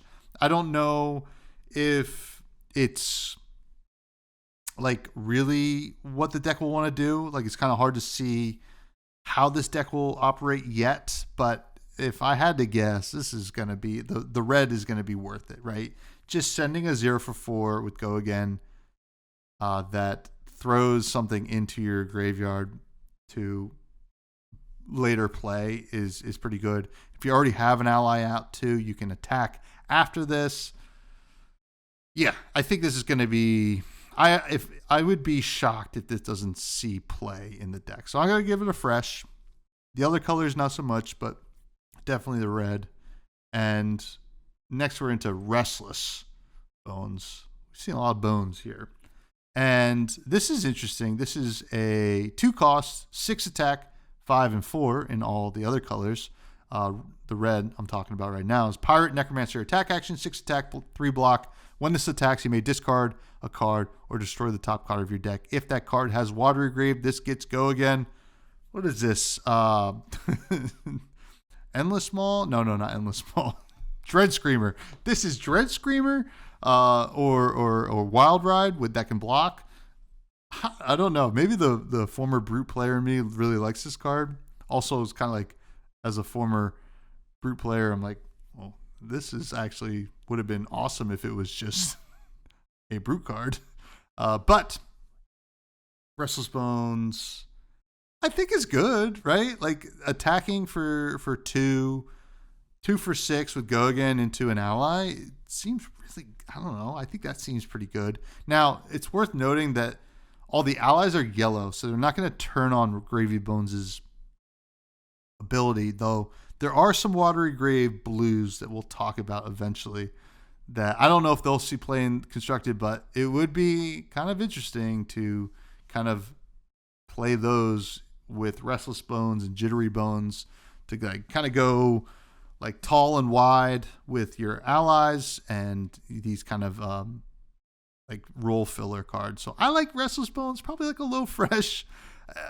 Like, I don't know if this is how the deck is going to work, but I hope it does because this card's awesome. I'm excited to play with it. And we do have a couple common allies as well. First is Barnacle. This is a 2 cost yellow Pirate Necromancer action ally, which attacks for 4 and has 3 health, and it only has Watery Grave and tap to attack. I think this is fine. It's a breakpoint, right? You know, cost 2, which is not that great, but I like that it doesn't cost any resources to attack. It is, I don't know. I think the attacking for 4 is good, and if we need to meet the critical mass of allies in this deck, Barnacle is an important one. Not important one. It's I wouldn't say important. Sorry about that. It is. Might as well throw it in there. So if that is the case, I would say it's like a fresh. But if it's not the case, it starts to go into like the low fresh, high stale range. But I like the breakpoint on allies. I think that's always pretty good. So Barnacle is just listen, it's a fun looking card anyway. After that, we have Chowder.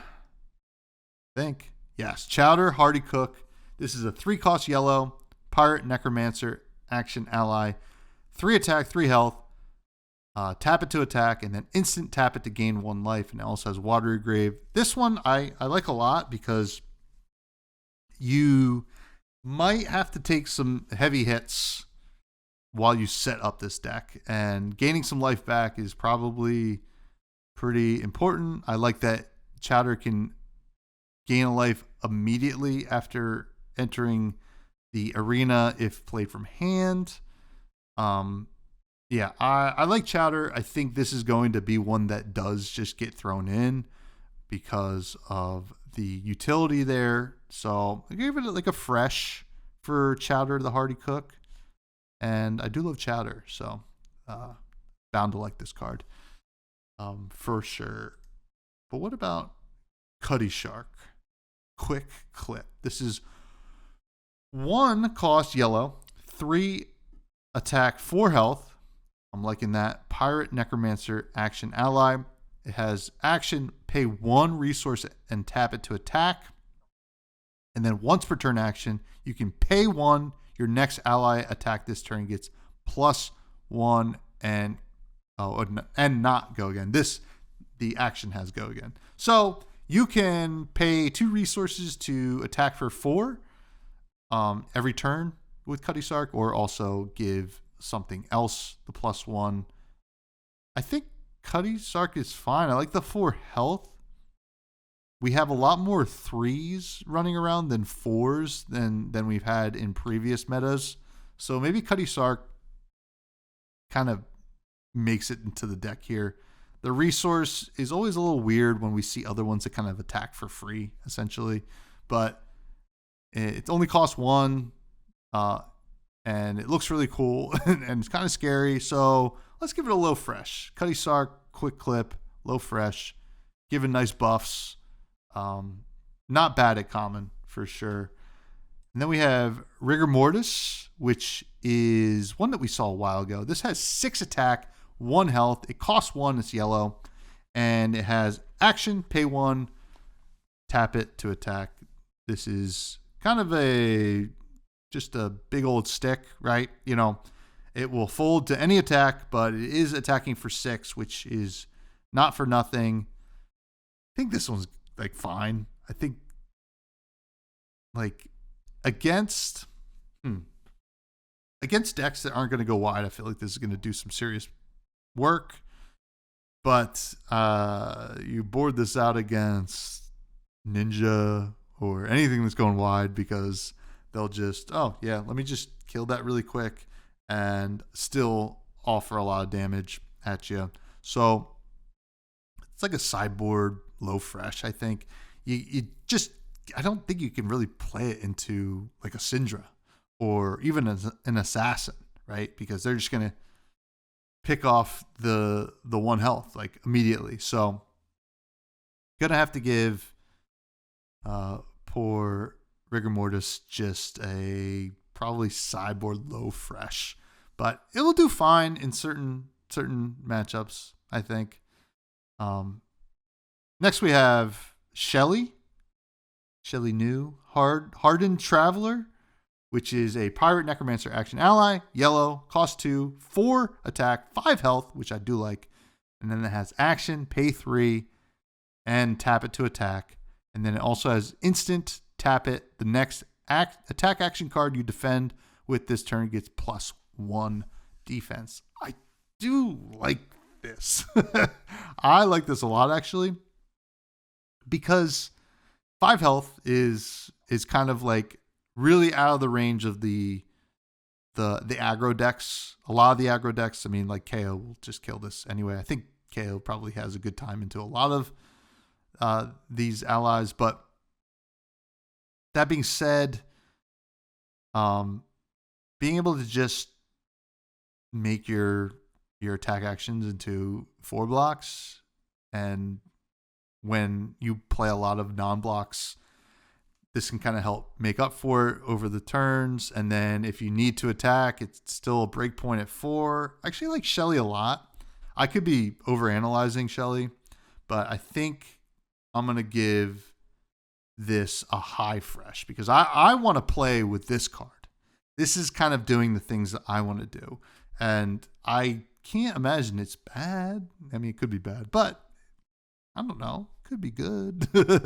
But yeah, it's hard to kind of evaluate these as I'm going through, but I think that she'll be good. I think. We'll see. And then the last common ally we have is Swabby, which is a 3-cost yellow, 7 attack, 3 health pirate necromancer action ally that has action, pay 2 resources, tap it to attack, and it has Watery Grave. Just kind of a beefy, kind of a little bit around the same kind of evaluation as Rigor Mortis, where I think that this is like not really worth it into some matchups, but some will do some serious work. But I think we've already seen some other like more efficient. Like I think Rigor Mortis is better into the matchups where both of these are good. So this feels like a sideboard like high stale. If you really need more allies, maybe, but Swabby is just a little too slow, a little too lumbering, I think. That's my take on it from what I can tell.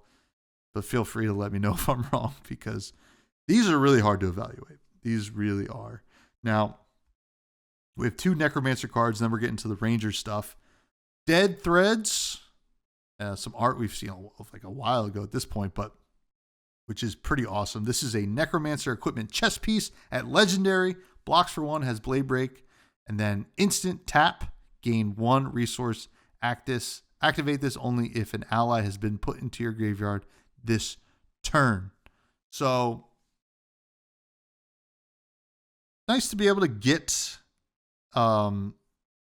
resource whenever. It doesn't say it needs to go into your graveyard from the arena, so that's nice. So if you discard 1, you can just create a resource automatically. A lot of those 4s that we saw, like Chum, it costs 4. All of a sudden, you just need a blue to play Chum from the graveyard with Watery Grave. It's starting to feel like this makes more sense. This is obviously a fresh to death. Like you could get so many resources off this and then still block with it if you have to. This is such a cool card. Really excited to see what other Necromancers we get in the future because obviously this is generic Necromancer, so we'll be able to play it in other Necromancers. It's probably going to be a staple, so I would say get this card when you can now. Dead Thread seems really good. So fresh to death, no doubt. It is a legendary, so not that surprising. And then finally for Necromancer, we have Headstone, which is a terrifying card to look at, but it is a common Necromancer equipment headpiece. Blocks for 1 with Battle Worn. Very nice. And then it has instant destroy this, destroy the top card of your deck. I still think Crown of Providence is probably going to be a better play here, but I could see the utility here, right? It's a 1-block Battle Worn where you activate your compass, you see a Watery Grave card, and you want to get into your graveyard, or if you need a blue in your graveyard to play the Watery Grave card you already have, you can just activate this, and old Jed's a millionaire, and you're really cooking. So I'm gonna give it a tentative low fresh. I think it's good. I think some people will try to make this work, and if it does, like I could totally understand why it would, because this deck probably is walking a real fine line, right, between like falling apart or like really just destroying their opponent. So if it just takes a little piece like this to do it, I could see it work. So Necromancer's exciting. I think that we're all pretty happy to see this class enter the fray. Interested to see how it plays in Classic Constructed. There's no doubt some powerful stuff going on. But yeah, now we got to talk about Marlin and her stuff. And here we go into Marlin Treasure Hunters card pool. Marlin Treasure Hunter is a pirate ranger hero, 4 intellect, 40 health, 20 health on the young. And she has 2 abilities as well. Action. Tapper. Destroy a gold you control. Create a goldfin harpoon in your hand. Go again. When you draw a card during your action phase, you may put an arrow from your hand face up into your arsenal. Now, that means popping gold to draw is also pretty good for Marlin, as well as creating these goldfin harpoons. And yes, let's talk about what a goldfin harpoon is first. Of course, it is a yellow, 0 cost pirate ranger action arrow attack that attacks for 2. If this would be put into a graveyard, instead remove it from the game. Not really sure. I think it just, it has the parentheses. This card is yellow but can't be pitched. I guess yellow for any kind of buff that would care about just yellow arrows or whatever. And then it can't be pitched, so you can't just like generate a bunch of value, like resource value. So we'll see what the harpoon means here. I know that some cards, even I think her weapon will care about arrows that have harpoon in the name. So interesting ability. The real sauce here is certainly the draw card during your action phase. You may put an arrow from your hand face up into your arsenal. Face up is important for things like New Horizons, right? Where Riptide could just kind of load things, but they got to go face down, right? It's a little bit harder to get the thing face up for Riptide, where Marlin's not going to really have any problem, I think, with that. So things like 3 of a kind sound pretty good with Marlin. And, especially when you have New Horizons, you can throw 2 of those cards in there. So it is going to be pretty interesting to see how she really plays out, because it looks like she might have a couple different ways to play. Now let's talk about Hammerhead Harpoon Cannon. So this is her weapon, one of 2 that are available in this set, but this is the only Pirate Ranger weapon, bow cannon, 2-handed. It has action, pay 4 resources and tap it. Your next arrow attack this turn gets +4. If it has harpoon in its name, it gets overpower. And then this has go again. So harpoon's obviously pretty important for at least this weapon. And it's also notable that you won't load anything with this. So you're going to have to get something into your arsenal to be able to like do the thing that arrows want to do, because they got to be played from arsenal. It seems like this is how she wants to play, but she does have a decent amount of other bows open to her that already exist, like Death Dealer, Dreadbore, Redliner. I think there's the Red Spine Manta, which we'll talk about soon. So this seems cool for things with harpoon, and we're going to talk about a couple harpoons right now. So let's talk about King Kraken. I will give a rating for Hammerhead as well. It's probably a fresh. It's not, I don't know if it's going to be the best option for her, but it certainly is an option. And we will see as we read more of these harpoons if that's the case. So King Kraken Harpoon is a majestic red 2 cost, 6 attack, 3 block, Pirate Ranger attack action arrow, and has a keyword called Go Fish. When this hits a hero, they would choose and reveal a card from their hand. If it's a non-attack action card, they discard it, and you create a gold token. If you've activated a cannon this turn, like Hammerhead, instead you look at their hand and choose the card. So this is the reason to play the Hammerhead, right? Go Fish is going to be pretty important for this kind of go tall version of Marlin. And I don't know if the go wide version is going to be better, but this seems like pretty good, right? Like sending this in for 10 and then with overpower, mind you. Now, I talked smack on overpower before, but when you're just giving it all the time with your weapon, it's I'm a way bigger fan. So, King Kraken, not Kring Kraken, it's King Kraken harpoon. Seems like a fresh to death to me, right?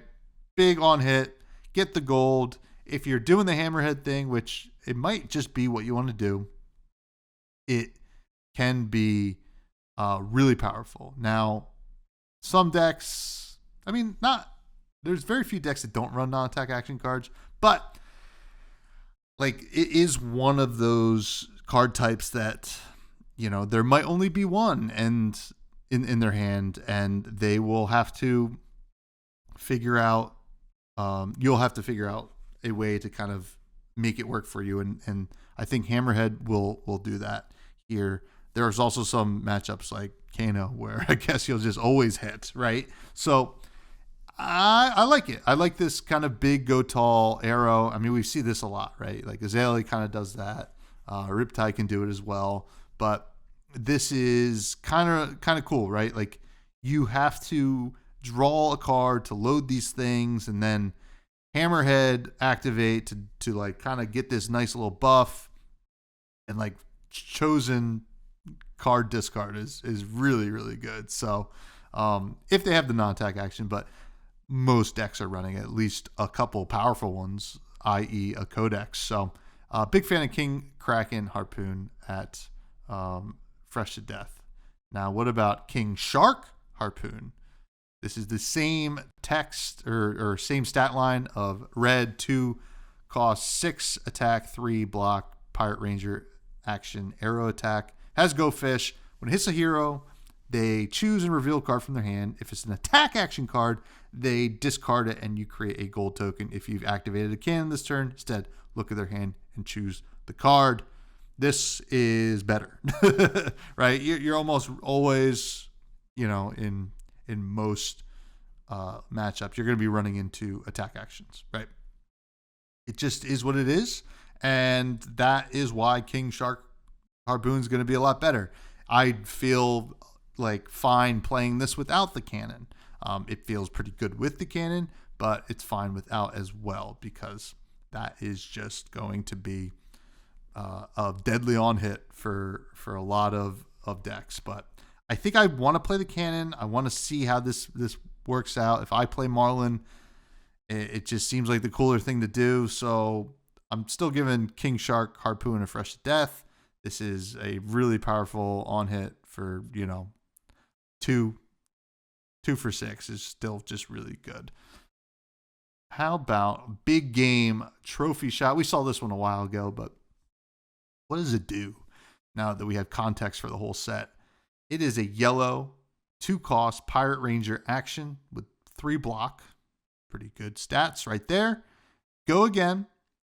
It has go again. I'm reading from the bottom up. I've been talking to myself for quite a bit. I'm losing it. Your next arrow attack this turn gets +4. If it has Harpoon in its name, it gets, when this hits a hero, create a gold token. Draw a card, then discard a card. So boom, draw a card. Very important for Marlin. Discard a card, whatever. But it is very, very good, right? So the kind of cool thing you can do with this is, I believe, if you, let's look back here. If you create a Goldfin Harpoon in your hand and then play the Big Game Trophy Shot, you can discard that Goldfin Harpoon, no problem. And then, I mean, you can obviously load that Goldfin Harpoon as well, but this is just doing a lot of great things for the deck. It's kind of like automatic fresh to death, include it in there, and just really send some big old arrows, or big old harpoons, I should say, to like threaten some on hits and create more gold for you to do more Goldfin Harpoon stuff, or even just activate the gold to draw.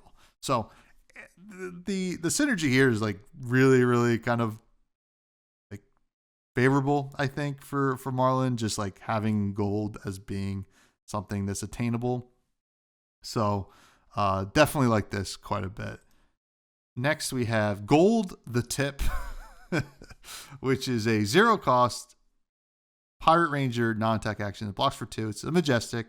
Your next arrow attack this turn gets +3. If there is a yellow arrow face up in your arsenal, create a gold token. So that's a reason to have a Goldfin Harpoon in your arsenal face up. This also has go again, by the way. So a nice little gold creation. Nice little buff as well. This is good. I think this is just what the deck wants to do. Create more gold, allow you to load more stuff, keep going. I'm a big fan of how this is kind of shaping out.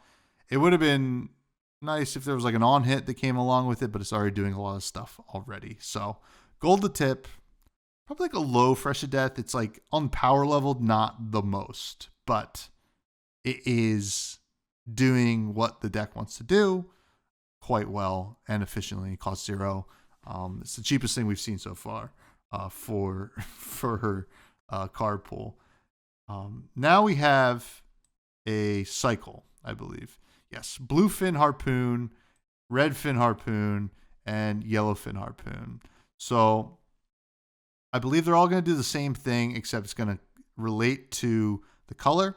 So they're all blue, 2 cost, 4 attack, 3 block, Pirate Ranger action, arrow attacks with Go Fish. When this hits a hero, they choose a card and reveal card, or choose and reveal a card from their hand. If it's blue, they discard it, and you create a gold token. If you activated a can this turn, instead look at their hand and choose the card. So these are blues at attacking for 4 with a pretty nasty on hit. I like the Blue Fin Harpoon and the Red Fin Harpoon the most. There's a real world where you might play like all 9 if you're like really looking for blues, and I think they kind of are. And these are rare, by the way. I like these like solid fresh. Some I think even like really high fresh for maybe the red and the blue, and then yellow could even be like kind of in the low fresh, but like then it all kind of averages out to like a semi-high fresh. So big fan of these cards. These are going to be pretty important for the deck, I think, especially if you're on the Hammerhead like version of the deck, which, to be honest, I don't know if that's going to be the best version, but it seems like it could be, no doubt. So very cool. And then the last Pirate Ranger card we have is Rusty Harpoon, which is a blue 0 cost Pirate Ranger action, arrow attack. It blocks 3 and only attacks for 1. I mean, it's a blue that will come in for 5 overpower with the Hammerhead, which is pretty good. I guess. And maybe you just want more blues, and we'll see why in a hot second.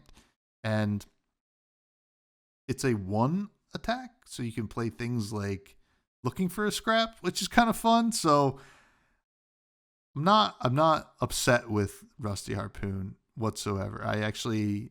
It's a weird little card, but I see what they're trying to do here, and I'm gonna say like low fresh. I'm gonna actually maybe high stale.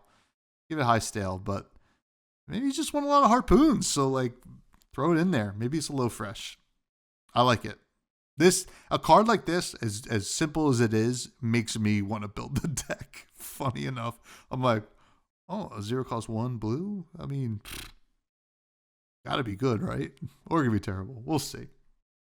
I hinted at it before, but Red Spine Manta is the other weapon that is available in this set for the limited purposes of being able to kind of build 2 different kinds of decks. This puts it's a ranger weapon, 2-handed bow that you just tap it, put an arrow from your hand face up into your arsenal, go again. It's just like a red liner. I think they're calling this wet liner because it's underwater. So like, I guess if there's a way to untap our bow, I haven't looked yet.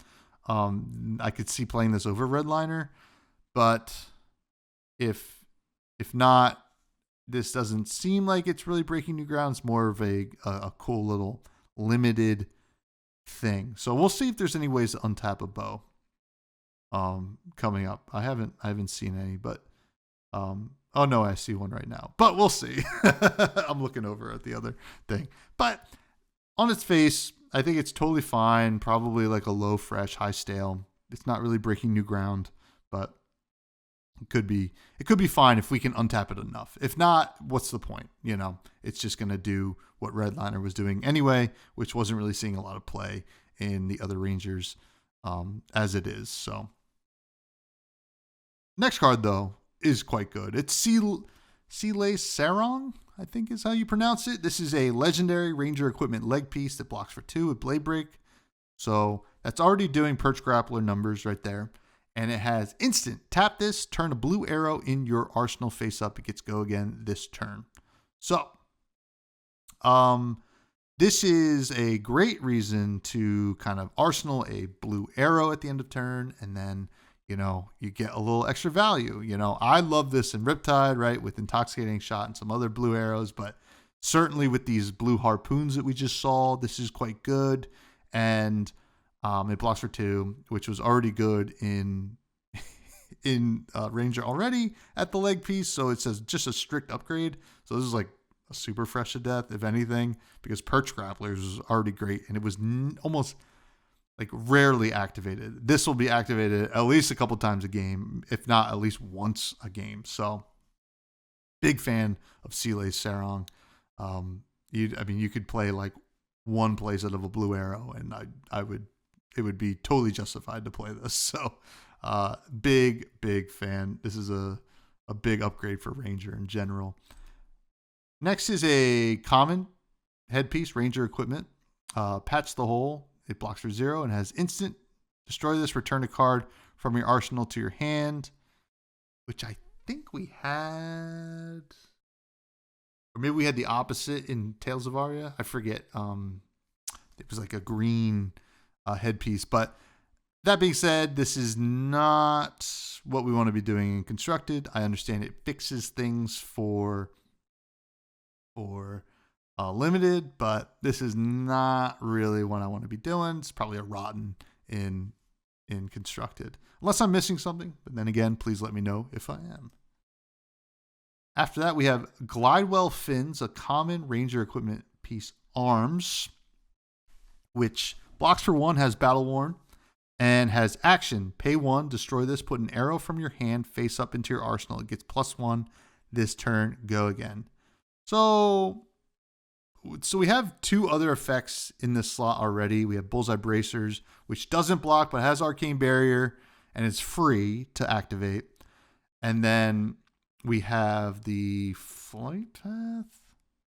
I'm forgetting the one from the Azalea Armory deck that will has Battle Worn and will activate for free and put something into the arsenal with an aim counter, which sometimes will just give +1 anyway.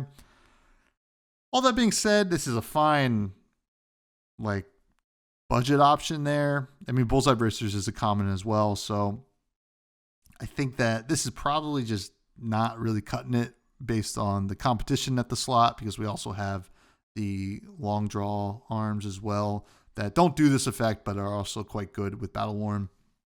So got to give Glidewell Fins, I think, a low stale, just because the competition's just that much better.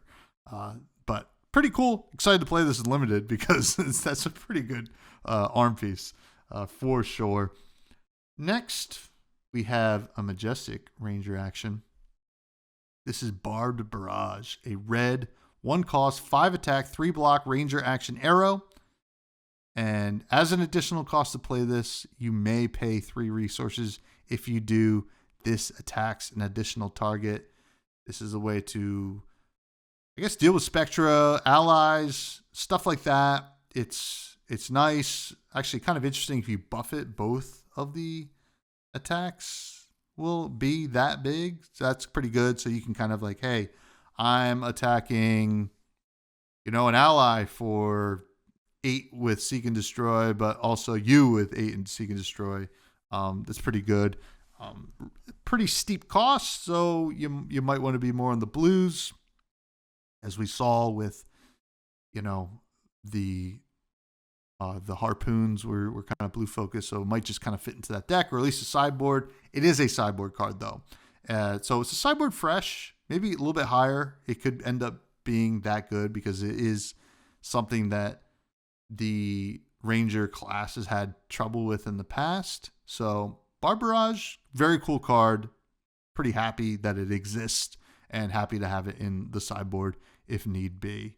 Now, the next card is crazy. This is Return Fire. Oh man, I love this card. Another Majestic. This is a red Ranger block card. The blocks for 4. So I already said earlier that blocks, they gotta be doing something, right? If I'm gonna play them, they gotta be doing something. Return Fire does something. When this defends, you may banish an arrow from your hand. If you do, at the start of your next turn, put it face up into your arsenal, and it gets +3 until end of turn. Oh man, this is it's like 0 for 7 or whatever. It's pretty insane. Great value. Yeah, this is like the most fresh to death block card that will ever exist in my head. I mean, I'm sure I'll get proven wrong at some point, but Return Fire is just so good. Now, certainly there's some matchups that you just won't play it. That's okay. I think most matchups you will. At the floor of a matchup where you will play this, it might just be a block 4, right? And you don't really get the value. Like if you have to block out or whatever, you don't think you can afford to banish an arrow or didn't work out for you. And then at the ceiling, okay, you could even block 3 cards with return Fire being one of them, banish like an endless arrow, and then on your turn it comes in and into your arsenal, and it's coming in for 7, and you're threatening an arsenal on your own. This is actually just so much value. Oh man, Return Fire is awesome. I cannot wait to play this in Riptide. It's going to be good, and probably Marlin as well. I'm not sure if Azalea is going to mess around with it, but I'm also not sure if Azalea is going to be around for much longer anyway. So kick rocks, Azalea. Riptide gets to play with this now. And Riptide actually plays with this really well because Riptide typically plays Trench, clear that arsenal, ready for whatever arrow you banished. And yeah, it's sick. It is sick. Now let's go to the rares. We have Drop the Anchor. It's a 0 cost Ranger non-attack action that blocks for 2. It's in red. Your next arrow attack this turn gets +3, and when this hits a hero, tap them and all allies they control. Go again. This seems more coded for limited because it's just gonna kind of have to it's going to have real on hits for that limited environment, but I don't really see this kind of showing up in constructed. I mean, it has to hit the hero, so you don't even get like a free hit off an ally. There's just better buffs for arrows. This could be like a sideboard, like low stale, but it's just a little too narrow for constructed. I think it's really good in this limited environment though. Next we have Fire in the Hole, the card I did see, which is a 0 cost red rare Ranger non-attack action that blocks for 2. Your next arrow attack this turn gets +3. You may untap a bow you control, go again. So this is kind of your build your own Voltaire in a way, where you can Red Spine Manta twice with the next thing getting +3. So this is for your kind of go wide version of the limited deck. I don't know if this is going to be, if this is the only untap for Red Spine Manta, it just kind of really doesn't feel that good. So I think this is probably kind of a rotten in constructed. I'd like to be proven wrong. It does sound cool, but right now it doesn't. I mean, I guess you could Hammerhead twice, but that's a lot of resources. So, okay, let's say Hammerhead was 4 resources to activate, and you tap it. So you need 8 resources. This and a harpoon, or I guess any arrow. But you would help to have a harpoon. So let's say it is okay. Let's say you had a 0 cost arrow in your arsenal. You need to pitch 3 blues. And play this to total to activate the harpoon or the hammerhead twice. I don't think it's worth it. So fire in the hole, probably like a low stale. But be happy to be proven wrong. Next we have Monkey Powder, which is another rare ranger action, non-attack action that blocks for 2. It's at red, it costs 3.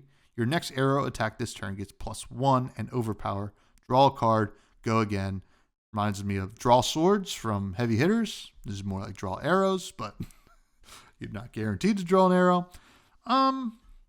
It is draw for Marlin's ability. It replaces itself, but you had to commit a whole blue, so you kind of want to draw another blue.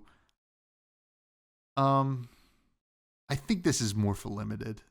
I could be proven wrong. Like, I understand, like, drawing's good. Like, we just saw Kasai win with like 9 copies of draw swords in the deck. So maybe this is just an efficient kind of way to play Flesh and Blood. Monkey Powder could make it, but I'm gonna hedge my bets and kind of say like a high stale, not a bad effect, and it makes sense with Marlin.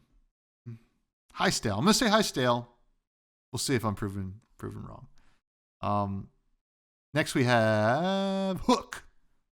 We're gonna have Hook, Line, and Sinker. These are all going to be kind of similar, but a little bit different.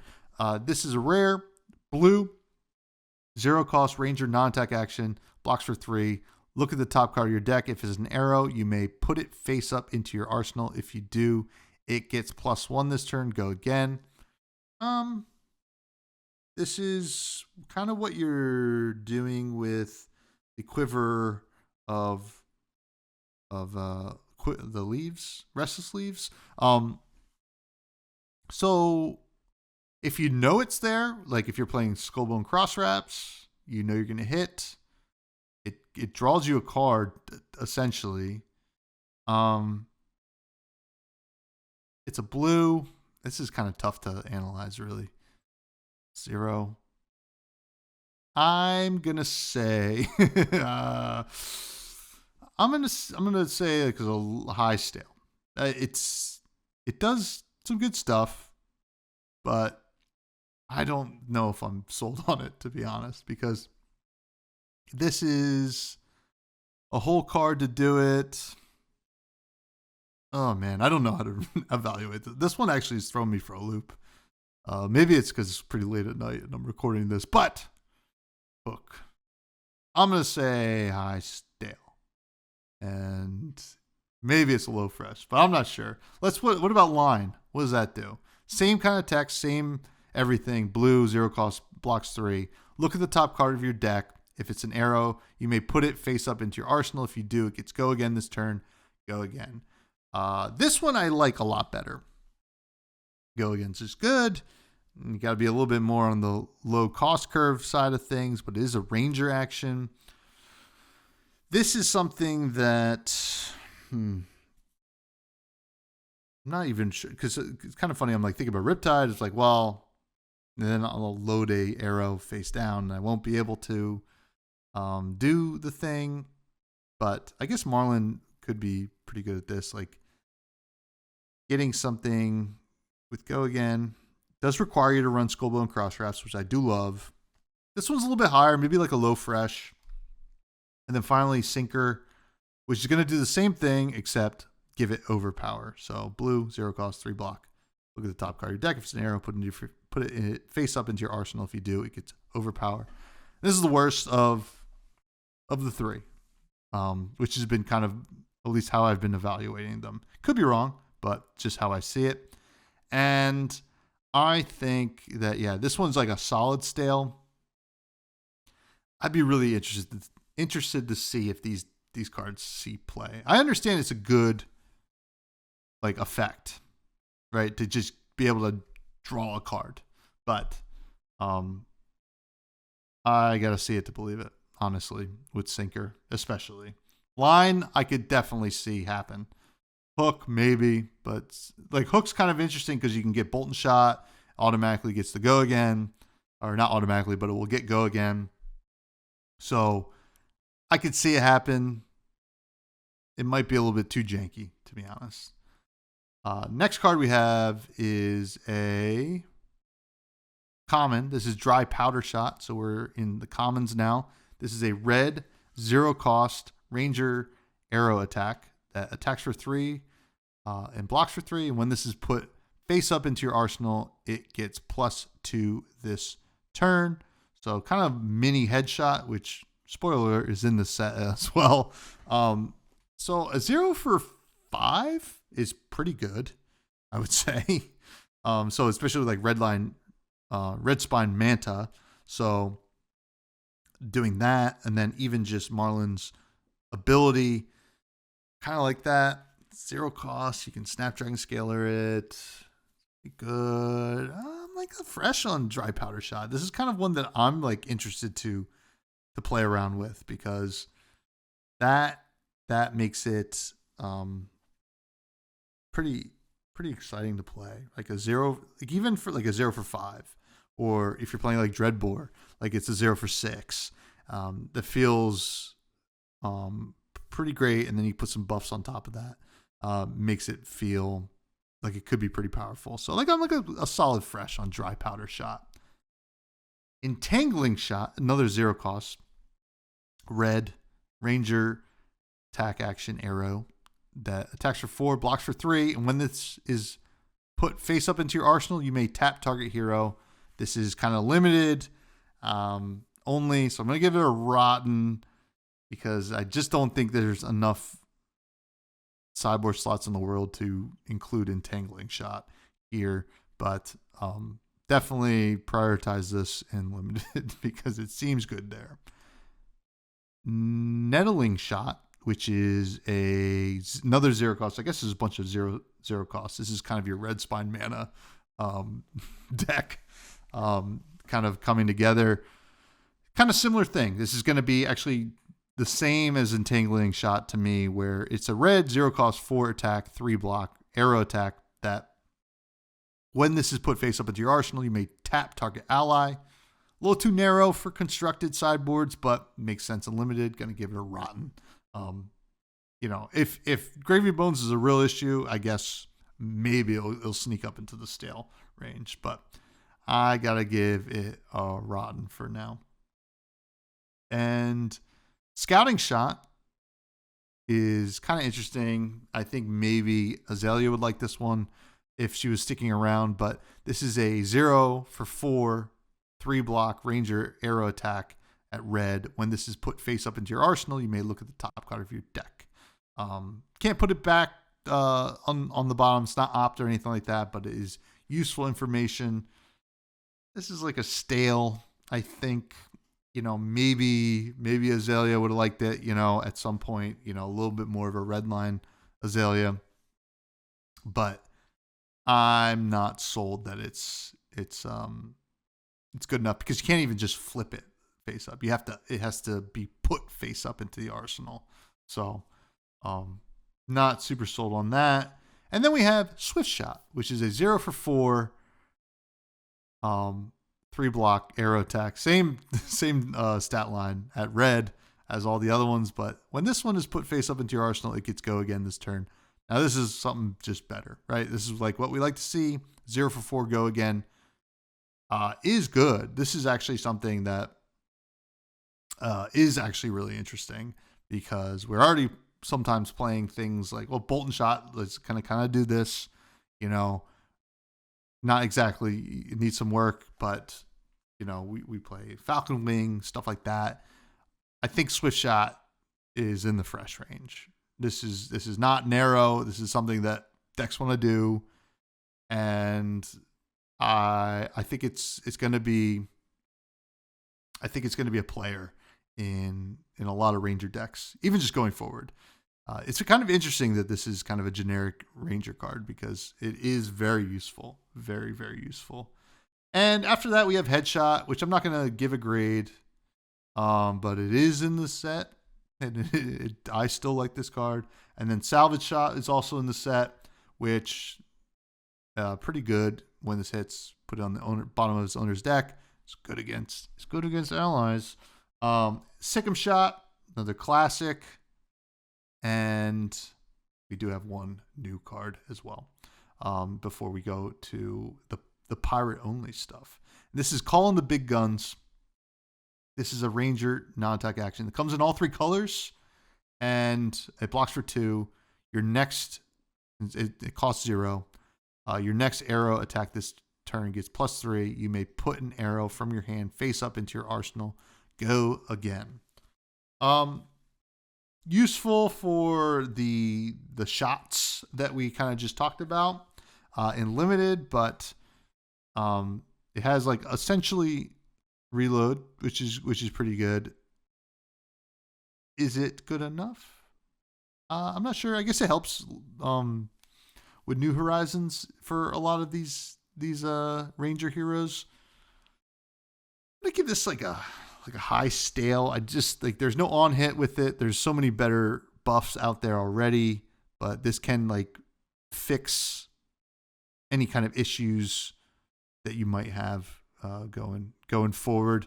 So Calling the Big Guns, I think it's like a high stale if I'm gonna be safe with with this card. But hey, that means it's time for a little surprise in the Pirates right now. The surprise is here, and it is Scurv. The surprise hero that we didn't get to see. Now, Scurv is only young, so for the Classic Constructed fans out there, not that big of a deal, but a Blitz hero, a Project Blue hero, UPF, all pretty exciting. Scurv, Stowaway, is a Pirate Thief hero, so another new class, and it's a dual class as well. 4 intellect, 20 health, and it has action, tap it, or tap him, destroy a gold you control to create a Gold Kiss Rum token. Go again. Whenever you activate a Gold Kiss Rum, gain 1 resource. Let's take a look at what Gold Kiss Rum is. It's down here at the bottom, but it is quite good. It is a generic token item that has instant tap your hero, destroy this. Your next action this turn gets go again. Your hero can't untap this turn unless they're a pirate. So this is a really good item. Now, obviously, you have to kind of use your hero for the turn to use the Gold Kiss Rum, so you can't continue to pop your Gold Kiss Rums. But Scurv is good nonetheless, and certainly going to be good in the limited environment. Sorry, I had a brain fart there. Long video. I'm glad you're all still here. But you know what the coolest thing about Scurv is? Sticky Fingers. Sticky Fingers is Scurv companion offhand ally. 2 attack, 2 health, action, tap, attack. If this is equipped, unequip it. When this attacks a hero, steal gold token they control, and it has perched, which this can be equipped in addition to 2-hand weapon. This can't be attacked while it's equipped. So this is, you know, your little offhand ally that is pretty good. You know, just to kind of like reach out and slap your opponent. Now, Scurv doesn't have a weapon, it seems, so Scurv is probably just going to rock with Talishar for the time being, which is kind of fun. And Sticky Fingers is pretty good as well. Just kind of getting an ally right away. And stealing gold is quite good. This is what makes Scurv so good in the limited environment. But going to be fun in Blitz. I'm excited to play. But the pirate stuff, we're going to mostly keep in mind for the adult heroes. for the sake of this set review. Scurv is really cool, though. I love octopus and other cephalopods, so I'll be playing Scurv in Blitz. There is no doubt about it. So let's get to the legendary gold baited hook, a pirate equipment arm piece that blocks 1 with battle worn. As action, tap. Your next pirate attack this turn gets, when this hits a hero, steal a gold token they control. Otherwise, create a gold token at the beginning of your end phase. If you haven't created or stolen a gold token this turn, destroy this, go again. This is kind of a great engine for all the heroes so far, just to kind of steal gold or create it. It has the similar vibe to like Spellbound Creepers, where you're going to have to check to make sure that you do the thing every time you do it. As we've seen, there's a lot of evasion with overpower and stuff like that as well. So the gold baited hook is certainly going to be a pretty important piece, probably a fresh to death for at least some of these heroes. I think that maybe Gravy Bones likes it the most. We know Scurv likes it definitely a lot. So great card. After that, we have Blue Scene Tricorn, which is a pirate equipment headpiece. Blocks for 1 with Blade Break. Action, pay 3 resources, destroy this, draw a card, go again. Fine effect. This is a limited card, pretty much only, and we're going to have to give it a rotten because of that, but it makes sense why it's here. I think a couple of these cards are going to feel like that. Next, we have Buccaneer's Bounty, which is the next in this pirate cycle of equipment. This is a chest piece that blocks 1 with Blade Break, and it has action, destroy this, gain 1 resource, go again. This is better than something like Blossom of Spring, I believe, but not quite as good as our wonderful final Spring Tunic. So if you're looking for a budget option, I would give this like a low stale. It's like totally fine, actually. But we have better options than Classic Constructed for sure. Next is Fish Fingers, which I'm a big fan of Fish Fingers, folks. I'll throw those, get those out of the freezer. You're really cooking with them. This is Pirate Equipment Arms. It is a 1 block with Blade Break, and it has action. Pay 1 resource, destroy this. Your next attack this turn gets +1. Go again. I don't necessarily love this. We've seen this kind of effect a couple times. We've seen it in better ways than others, and I imagine that this is going to live in the rotten sphere for now. After that, we have Peg Leg, which is the pirate equipment legs that blocks 1 with Blade Break. Action, pay 3 resources, destroy this. Your next attack this turn gets go again, and it has go again as well.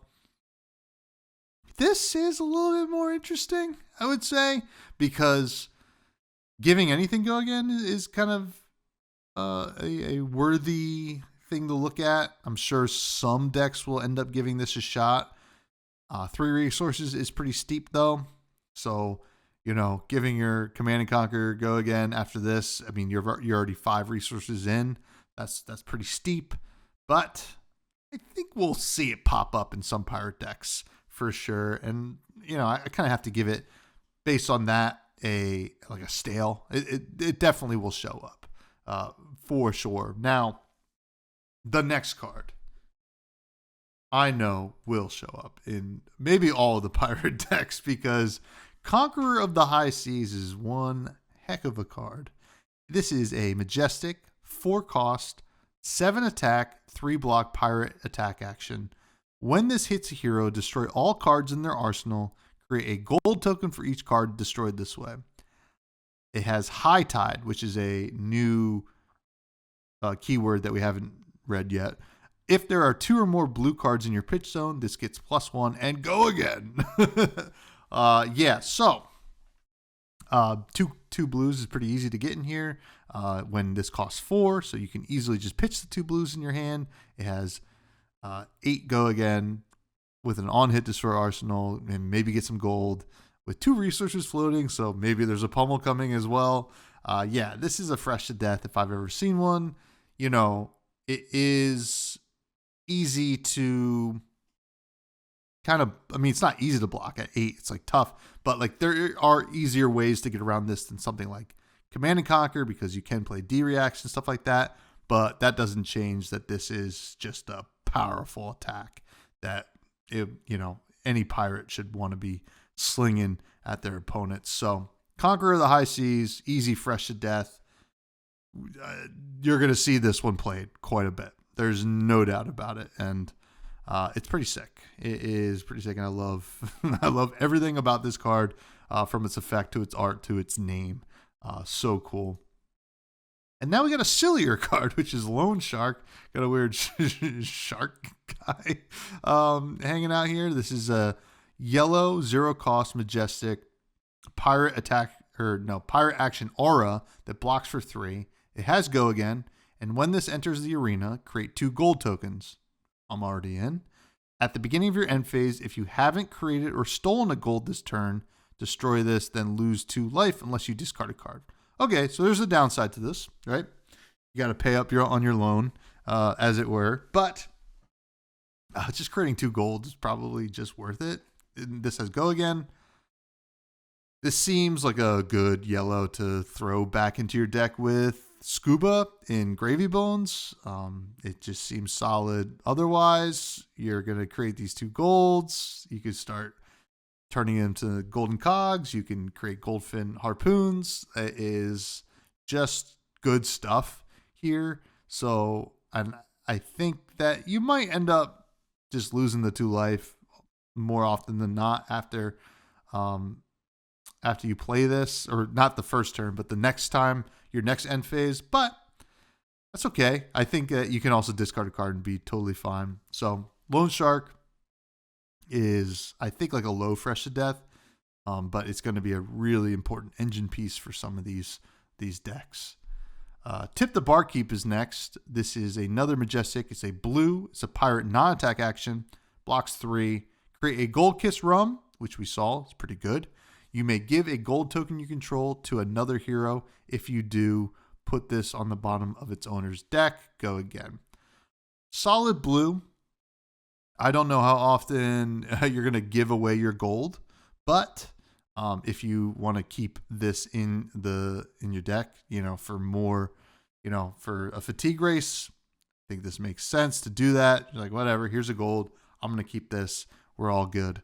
We're all gravy bones.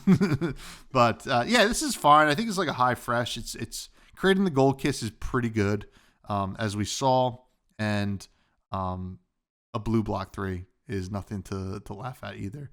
It does make me upset that this is not just like a basic ranger card, so I can chain reaction in Riptide. But what are you gonna do? We didn't get the fun stuff in this set. The ranger block was good enough. After that, we have our last majestic pirate card, which is Sunken Treasure, which is a block card. Is it good? We will see. It is blue, blocks for 3. And when this defends, you may turn a card in a graveyard face down. If it's yellow, create a gold token. Pretty important for the Gravy Bones matchup. It's good against Kasai. I guess it's pretty good against like Levia in a lot of ways. It's a blue. This one's like weird because you know what? You're almost, not always, but you're going to have a lot of opportunities to create the gold token no matter what. So like turning something face down aside, I think Sunken Treasure is good already, and then we'll have upside into certain decks. So I'm going to give it like a solid fresh. It's not going to, be the best thing you've ever played or blocked with, but it's nice to block 3 and get a gold pretty often, more often than not anyway. And it's a blue, so you're pitching it. You'll see it later, which is good. Now we have 3 new ships. HMS Barracuda. I wonder how similar they are. I'll take a look anyway. HMS Barracuda is a 4 cost, 6 attack, 3 block pirate attack action. When this hits a hero, destroy an ally they control. It has high tide if there are 2 or more blue cards in the pitch zone. It gets +1 in overpower. Not bad. Some pretty unique like kind of text here for allies. I would say probably not good enough for like constructed. Maybe it might be a little bit tough. I would say maybe there's a sideboard stale here because you gotta hit, which the overpower helps. Be kind of nice to do the 1-2 punch with it. Yeah, maybe like a sideboard high stale with the HMS Barracuda. Now, what about the HMS Kraken? This is a same text, same stat line here. Yellow, 4 cost, 6 attack, 3 block pirate attack action. When this hits a hero, destroy an item they control. Has high tide. If there are 2 or more blue cards in your pitch zone, this gets +1 in overpower. This could come up a little bit more, I think, than the allies, but it does feel a little bit better for limited here. And I think there's going to be a decent amount of slots that you want, but this is like another sideboard stale, maybe. Items, I guess, could be really important against the mechs of the world if they're really cooking. It does feel good to hit a processor from -io, so I could see this maybe like a low fresh sideboard in certain metas, but I'm not overly excited about it. But it should be easy to do, so the overpower thing can really come up, and you can get a lot of value there. And then the last one we have is the HMS Marlin. When this hits a hero, it's the same stat line, 4 cost, yellow, 6 attack, 3 block. When this hits a hero, destroy the top card of their deck. There are 2 or more blue cards in your pitch zone. This gets +1 in overpower. This one's kind of interesting to me because you can, mill is kind of good in some scenarios. So like this one has some more, like every single time it's going to do something when it hits. So that is kind of interesting. I just don't know if that's good enough. If you're like running some kind of weird fatigue pirate deck, maybe that is what you want to do. But also then you can kind of fuel Gravy Bones, and then like I guess Leviah as well. I'm not sold on it. I don't think even this is a sideboard card. This is like a straight stale. I think this is maybe limited fodder, but I could be wrong. I would like to know if I was wrong on these for sure, because they're very hard to tell, to be honest. Next we have Murderous Rabble, which I love this card. It's really cool. This is a blue 0 cost pirate attack action card that blocks for 3, attacks for 0. When this attacks, reveal the top card of your deck. It gets +X, where X is the pitch value of the card revealed this way. Go again. I think this card is very important for Gravy Bones. It is a blue that you can close the combat chain, goes to the graveyard, you activate the ability to play Watery Grave stuff. You're playing a lot of blues anyway, so it's going to be a blue 0 for 3 go again, which is pretty good. That also blocks for 3. So big fan of Murderous Rabble. I actually think this is like a really solid fresh, if not like a high fresh, and we'll see play at least in Gravy Bones. Not really sure if the other pirate heroes really care. I mean, Scurv might, but mostly Gravy Bones when I look at Murderous Rabble. Next we have a pirate attack action card called Pilfer the Wreck. This comes in all 3 colors. And it costs 3 and attacks for 7, 6, and 5. And it blocks for 2. When this hits a hero, you may turn a card in the graveyard face down. If it's yellow, create a gold token. This is limited fodder. I mean, like maybe like low stale, like kind of fine. It is a nice way to create a yellow, but it blocks for 2. Like I guess if there's a world where you're playing a pirate deck that is also wants to play like 2 for 7s and 2 for 8s, like or 3 for 7s and 3 for 8s, like Bullander or something like that, maybe Pilfer the Wreck kind of sneaks in there because you get the gold. But I'm not really convinced. I mean, it makes a lot of sense in limited, but I'd be interested otherwise. But I think low stale for Pilfer the Wreck. Certainly fine stats or whatever, but I'm not thinking that this is going to be really as synergistic as these decks want to be. But next we have Saltwater Swell, which is a pirate attack action card. Comes in all 3 colors. It's a rare. It costs 1 and attacks for 3, 2, and 1. And it blocks for 3. And when this attacks, reveal the top card of your deck. If it's blue, pitch it. Go again. This is kind of interesting. It's kind of an interesting way to kind of ramp as well in these decks. I like that it blocks 3. So, you probably pitch to play it. That's kind of fun. I think there's probably no... I mean, it's not the most efficient card, but it ramps, and I kind of like that. So, like, if you're trying to follow up with maybe Conqueror of the High Seas or something like that after Saltwater Swell, I do like the idea of that, and also maybe pumping out a really big harpoon, using those resources to activate the Hammerhead, or even throwing out a big ally. It's like a low fresh. I think this could see play in a decent amount of these decks. It's very cool. Interested to see like how that actually plays out. It's a kind of a new design space that we saw with the chart the High Seas, but this is kind of fun on an attack with Go Again. So I do like it.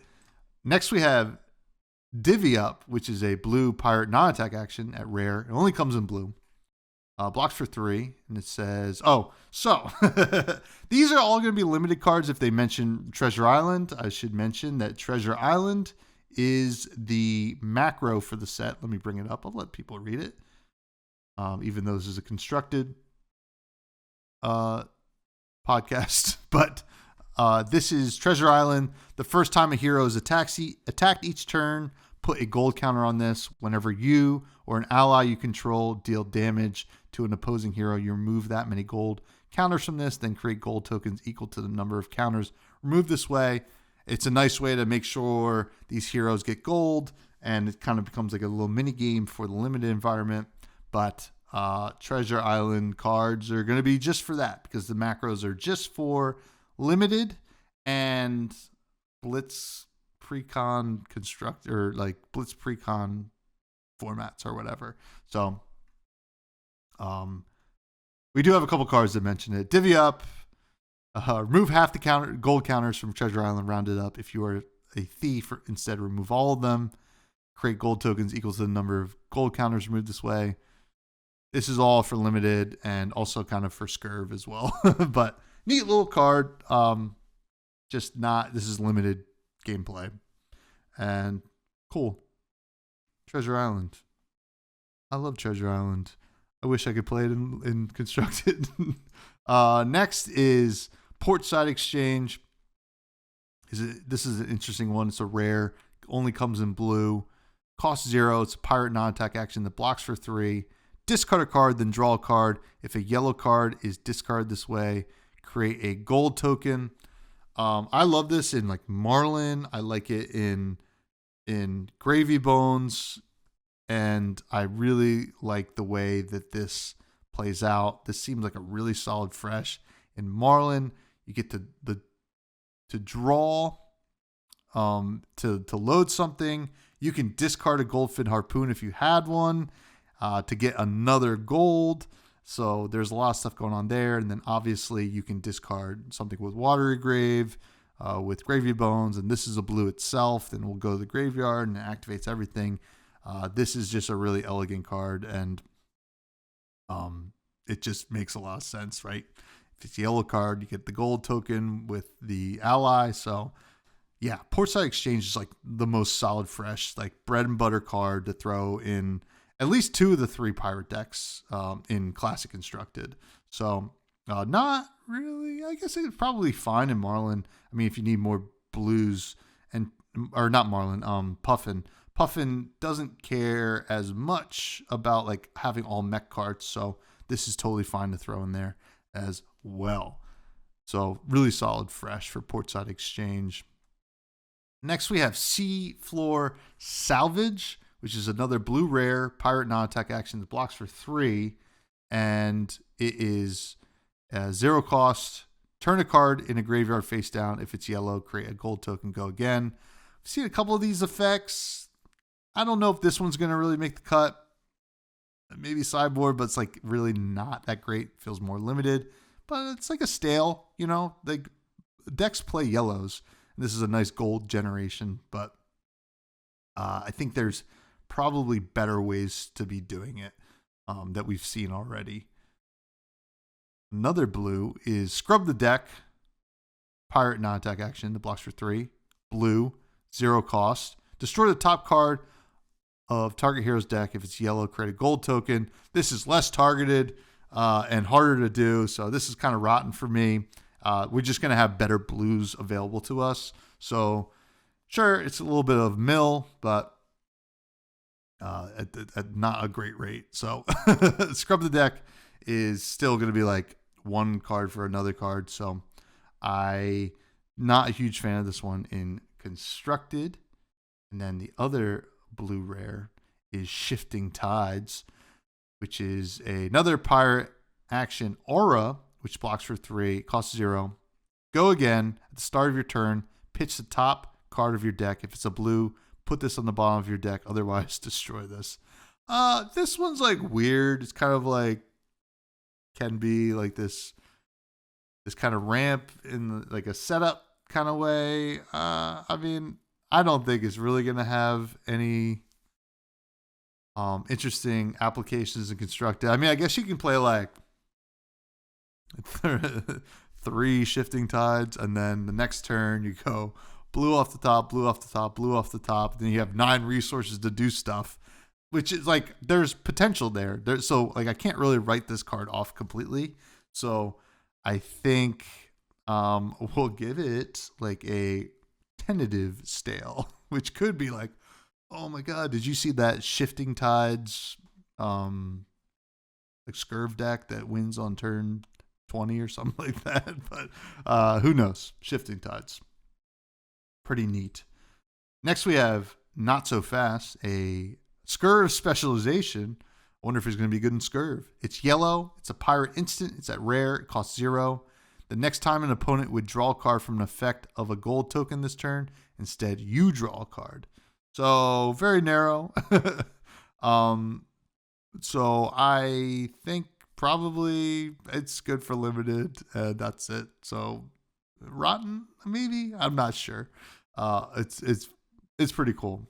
I don't know. Can he? I got to reread Scurv.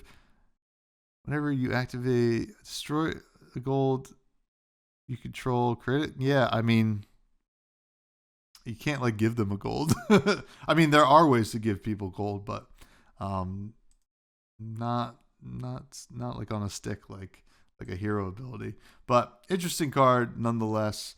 And what about Throw Caution to the Wind? Is a blue pirate instant. Cost 0. Reveal the top card of your deck. The next time you would be dealt damage this turn, prevent X of that damage, where X is the pitch value of the card revealed this way. Kind of fun, little limited card, but I don't think we've seen better versions of this kind of effect that are a little bit less, tricky. So got to give it a rotten, I think, unfortunately. But listen, I like what they're trying to do with it, and that's cool. Now, what is Lost in Transit?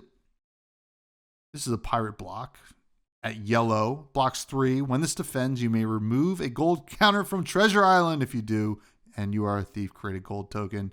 Limited only. Rotten. Sorry. And I don't know if it's really that great anyway. But, I mean, it's probably good in limited if you are a thief, of course. But hey, it is what it is. Now we're into the commons. We have Battalion Bark, I'm guessing. This is a pirate attack action card that comes in all 3 colors. It costs 4 and it attacks for 7, 6, and 5. Has High Tide. If there are 2 or more blue cards in your pitch zone, this gets +2. So it could be coming in for a 4 for 9 that blocks 3.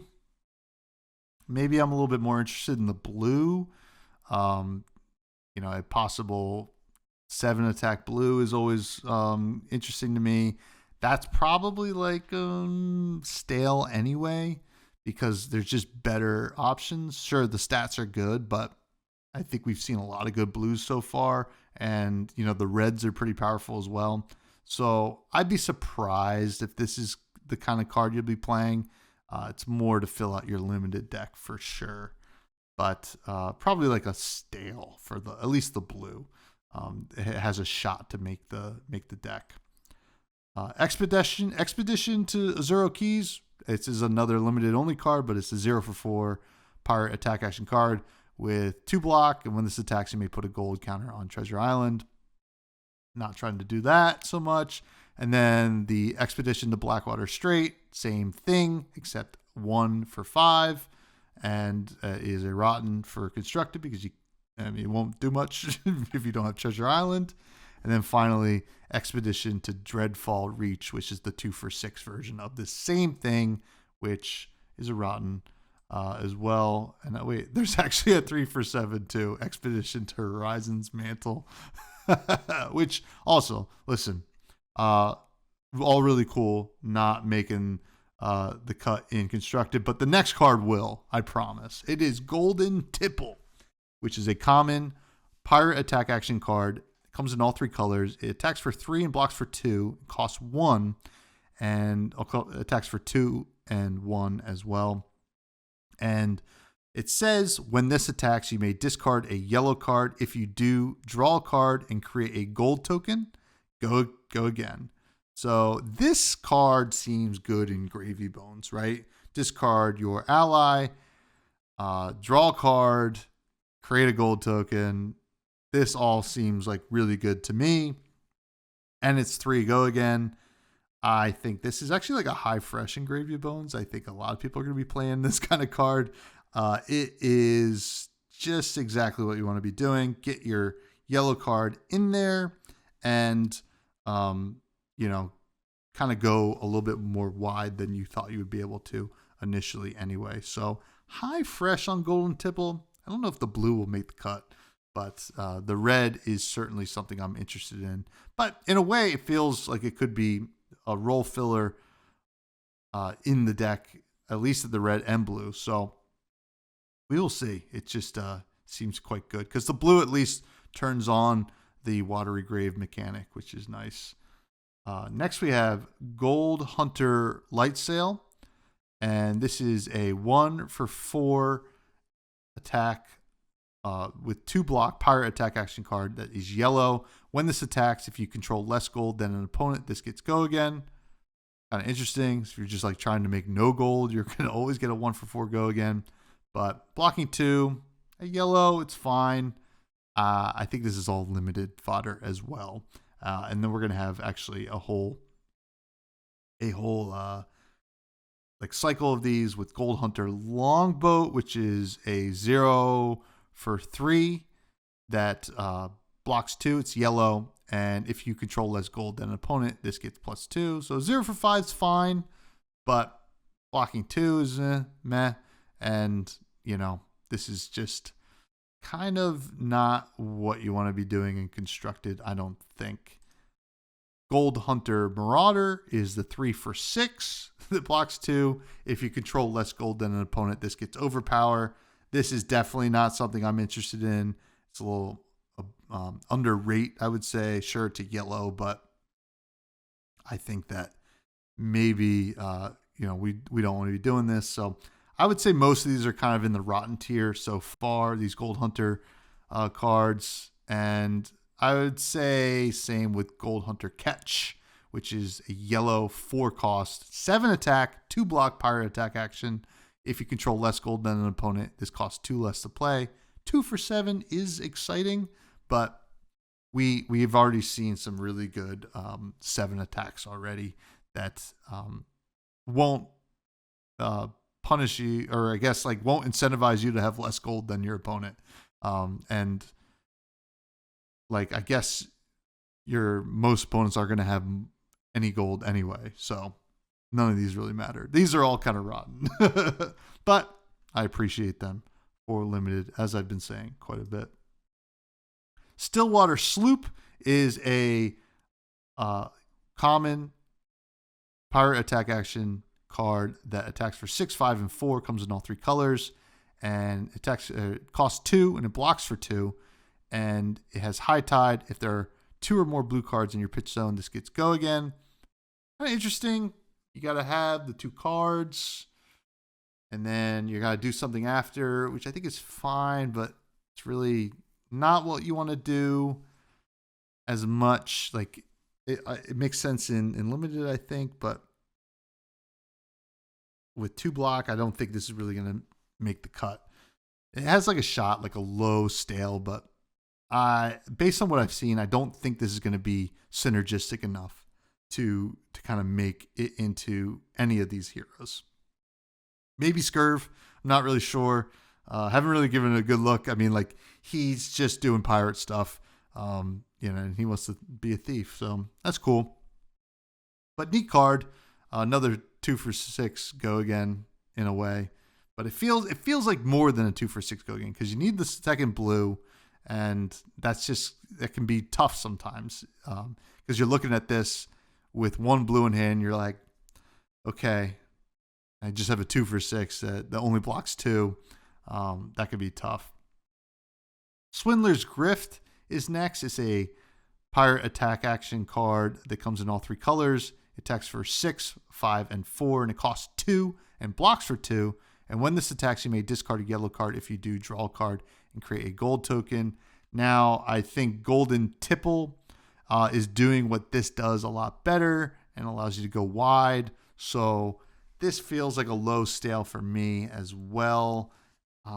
Totally fine, but like these 2 blocks are just kind of like scaring me for the sake of constructed.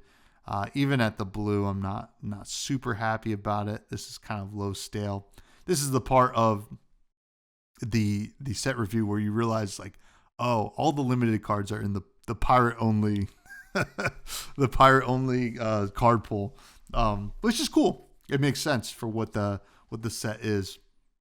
Next, we have Thieving Varmints. This is going to be a limited only card because it has the word Treasure Island on it, but it is a 0 for 4 pirate attack action that blocks 3. When this attacks, you may remove a gold counter from Treasure Island. If you do, and you are a thief, create a gold token. Not gonna give it any thought, but it's a rotten but good with Scurv, especially in limited. Next, we have Chart a Course, another Treasure Island mention here. So we're gonna just say rotten here, but Chart a Course comes in all 3 colors. I'm gonna read it anyway. Red, yellow, and blue. 0 cost pirate non-attack action that blocks for 2, and it attacks, or your first attack this turn gets +3, 2, or 1, and you may put a gold counter on Treasure Island. Go again. Rotten.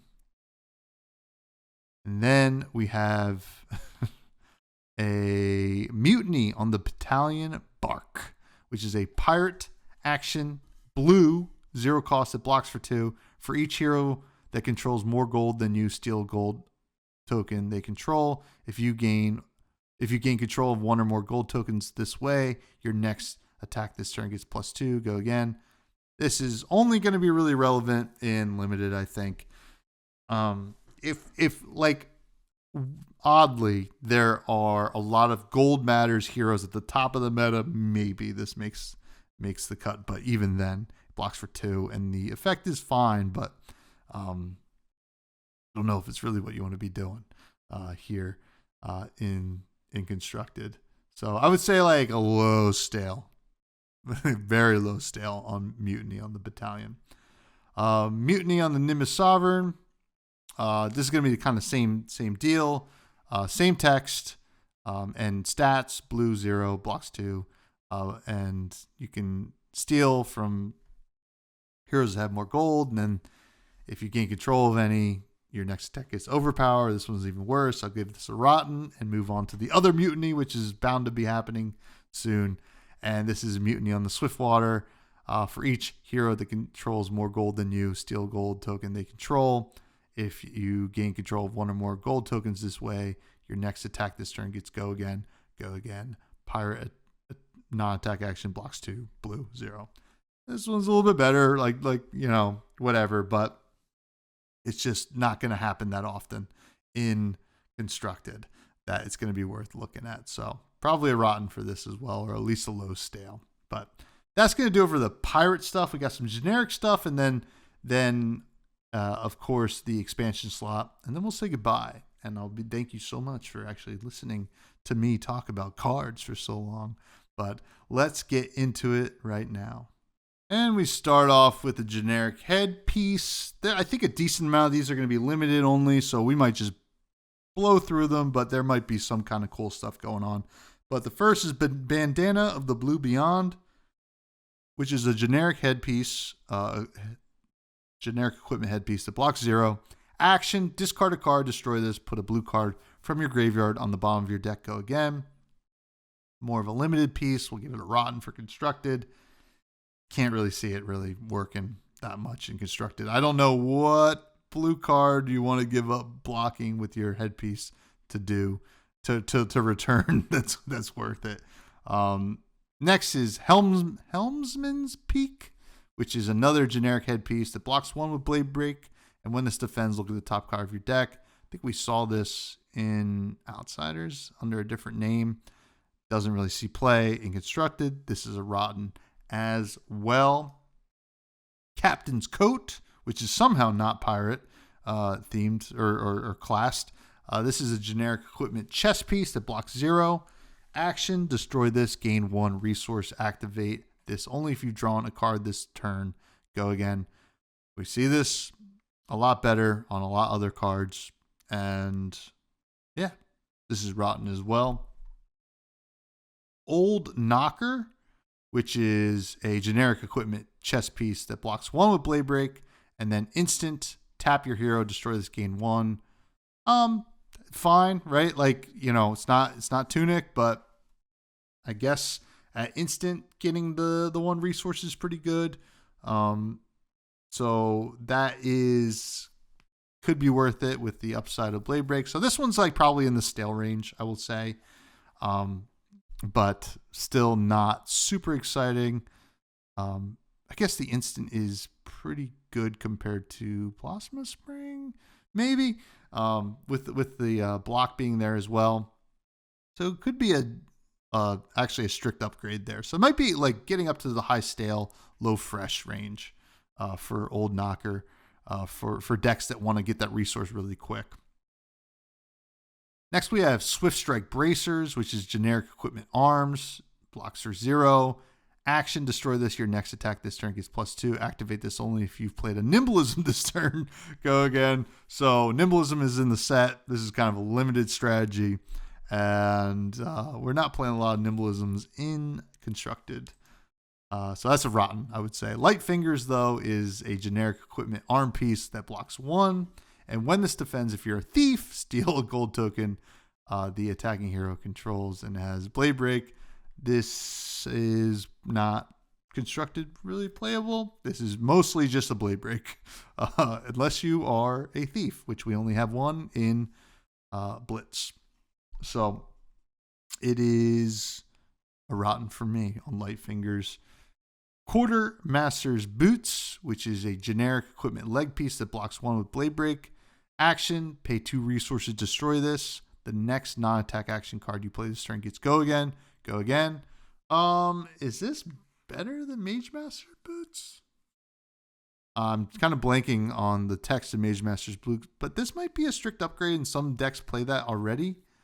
Maybe not.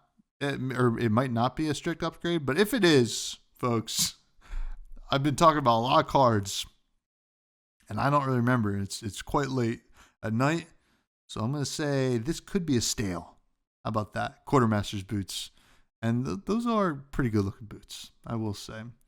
After that, we have Quick Clicks, which is a generic equipment leg piece that blocks for 0. And it has the word nimblism on it, so I'm not even going to read it. No, I'm going to read it. Destroy this. Your next attack this turn gets go again. Activate this only if you've played a nimblism this turn. Go again. Rotten.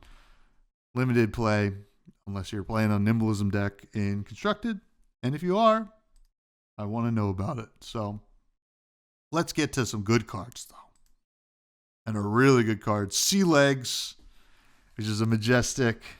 This is a yellow 3-cost generic attack action card that attacks for 6 and blocks 3. Well, it must do something good. It does. When this is discarded, create a Gold Kiss Rum token. As we saw, Gold Kiss Rum can give any action go again. You discard this in Brute. You can give your Scabskin Leathers go again, so that if you roll the 1, you're still fine. You can just give something go again. You can go 6 into something else. There are a lot of great ways to utilize this. Start playing trade-in in decks that you want to get some more Gold Kiss Rums. This is a great card. This is like a Fresh to Death. It's generic. It can go into anything that's trying to that can discard stuff, right? Like with Brute, obviously, with Beat Chests and like other random discard stuff, it's good. And then, there are other kind of outlets there, right? Like Rally the Rear Guard or Trade In or anything like that you can start to generate some real value off of Sea Legs. And if you have to attack with it, it still attacks for 6, or it pitches for 2, which is nice. I would say Fresh to Death on Sea Legs, no doubt. Midas Touch. Another yellow sideboard card, but it's going to be a good one. This is a 1-cost generic action that blocks for 3 at yellow. Destroy target ally. Its controller creates gold tokens equal to its cost. Go again. Nice. I mean, like, this just goes into a lot of different sideboards. You're just like, oh, nice angel. Boom, it's gone. You don't even get gold tokens on the angels because they don't have a cost. Nice skeleton guy. Gravy Bones. Boom. Gone. You can have some gold. We don't care. It is a Dromai. Nice dragon. Boom. Gone. It is a great, great sideboard card. This is like a sideboard Fresh to Death. Let's be honest. And it's generic and every hero can play it. And that's pretty wild.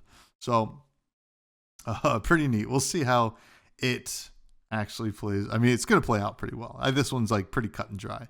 It's like removal in this game. So, that is neat. Now we're going to get into a cycle of amulets, and they all have the same stat line. So I'm just going to say the stat line once, and then we'll talk about the individual cards. The stat line is they're blues, 0 cost, and they don't have any block. They're generic action items. And the first one is Amethyst Amulet, which says, they also all have Legend of the Watery Grave. I should say that. You may only have one of this in the constructed deck. When this is put into your graveyard from the arena, turn it face down. So this is something that Gravy Bones can play from the graveyard as well. I'm assuming that's how it works. Otherwise, I don't know why they'd be here. But all right, so Amethyst Amulet has all those stats, and it has instant destroy this. Your next attack this turn gets +2. So these are all majestic. So I have to assume that they're probably pretty good, but maybe just better in limited. But this is a strength potion at instant speed. It gets go again when it's played from the graveyard. So I think it's low cost of entry to be playing all the amulets in Gravy Bones. Discard them. They're blue. They activate Legend of the Watery Grave. You can just play them immediately with go again. That seems pretty good. I think they're all going to be like relatively fresh, if not higher. +2 is pretty good on it. So maybe this one like a little bit high fresh, but it's kind of interesting design space because initially you're like, oh, well, these are not that good. But then you realize, oh, no, they're going to get go again, which is pretty neat. Here's a little fun fact for all the listeners that have stuck around, I am currently watching a huge spider crawl up my wall, so I'll be dealing with that after I'm done recording. Next is Diamond Amulet, which has all the same stats, but this one says instant destroy this, gain an action point. This one feels very good. This is probably in the low fresh to death range because just being able to like get another attack in with your allies feels very good. Time snap potion certainly was always good, but this instant speed, or with go again out of your graveyard is very good. So probably like a low fresh to death on the Diamond Amulet. Next is Onyx Amulet, which has destroy this, tap all heroes and allies, go again. This one's obviously a lot narrower.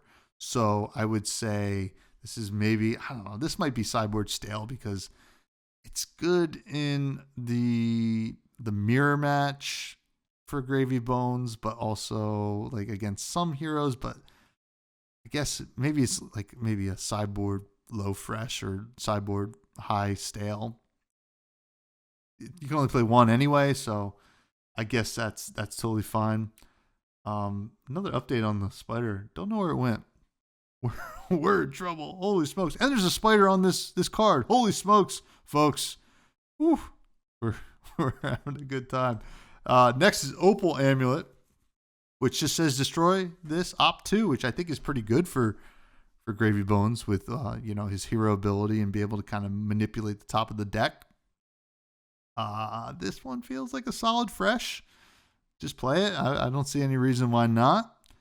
I don't know if he's gonna be playing the amulets, but I kind of like them. They are pretty good, right? I'm interested. Because you want some blues, but you also want things to block. So I understand. There's 1, 2, 3, 4, 5, 6, 7, 8, 9 of them total. So that'd be 9 blues if you wanted to play all of them. But we'll see. I think Opal is a solid fresh. Pearl Amulet. This is a pretty interesting one. This one has action, destroy this, untap target permanent, go again. So this is a good way to close out a game with like Humperdinck.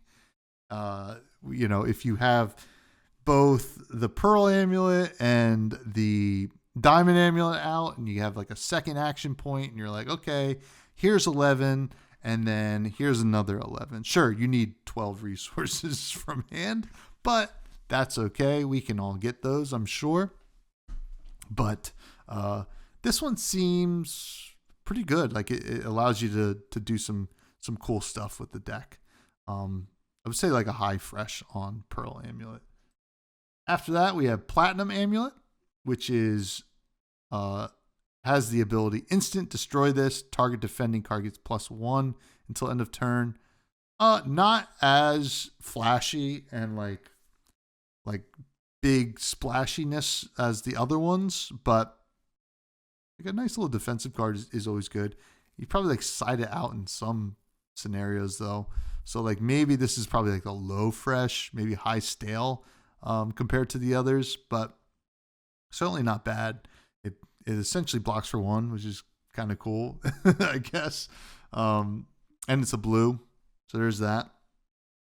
Next we have Ponamu Amulet, I think, and this one is action, destroy this, gain 2 life, go again. You might want this in the deck, right? As I said with Chowder, I think it is who gains life.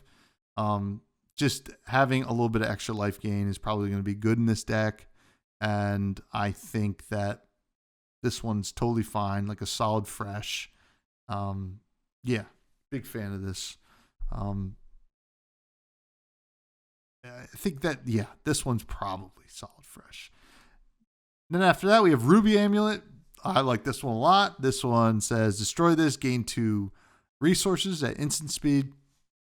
This is just good stuff. I mean, Epot's good already, and this one can have go again from your graveyard. So, big fan of Ruby Amulet.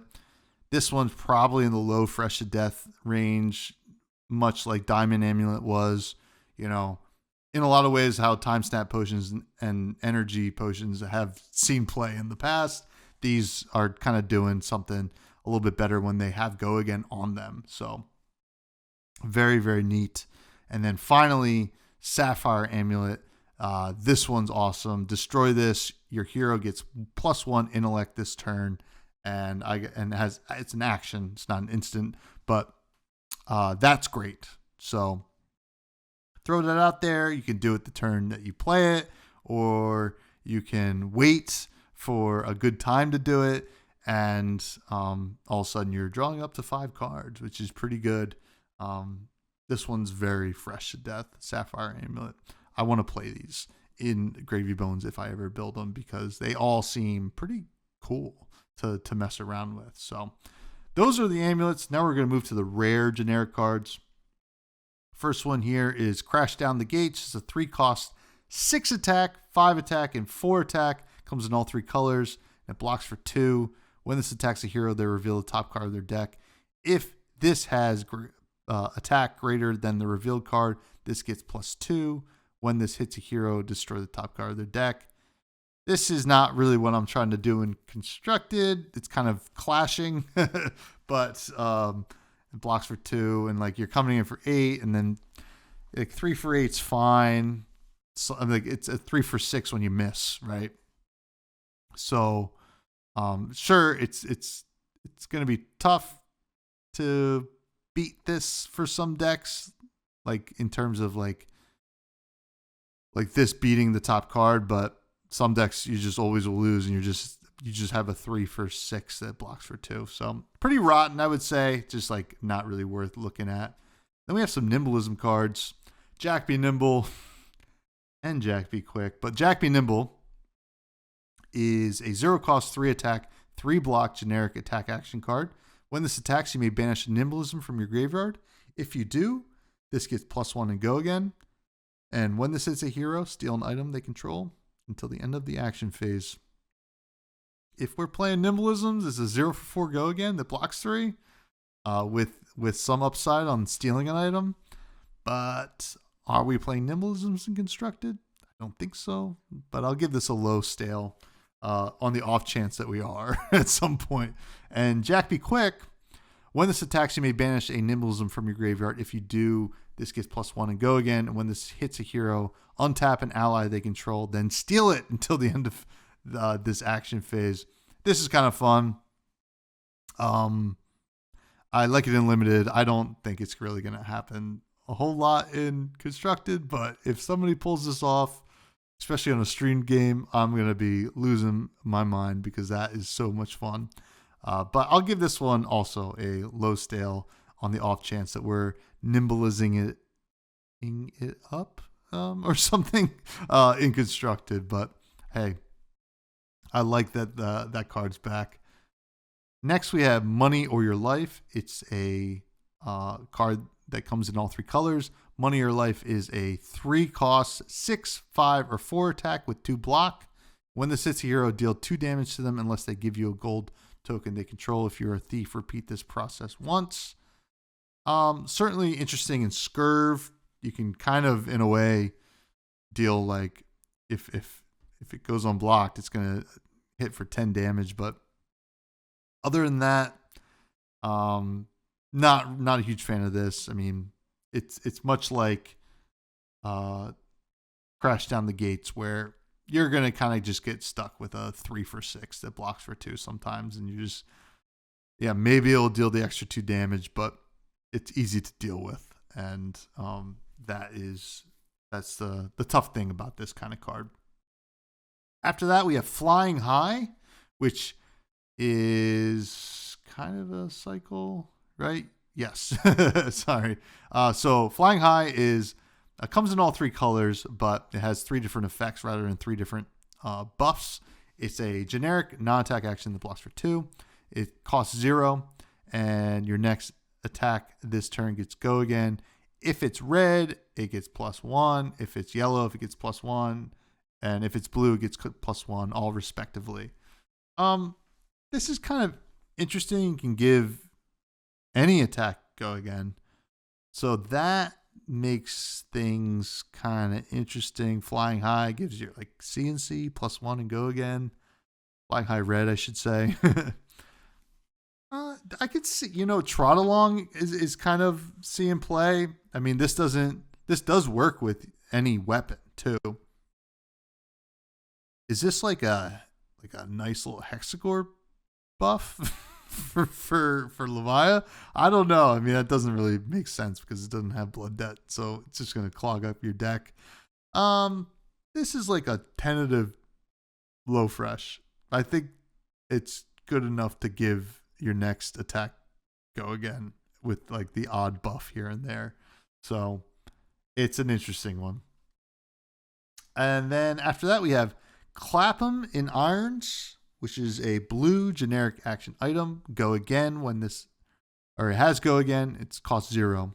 When this enters the arena, tap target pirate, hero, or ally. It can't untap while this is in the arena at the start of your turn. Destroy this. This is pretty much limited only, and for that reason, it's a rotten. Next, we have Regain Composure. It's a blue 0-cost generic non-attack action that blocks 2.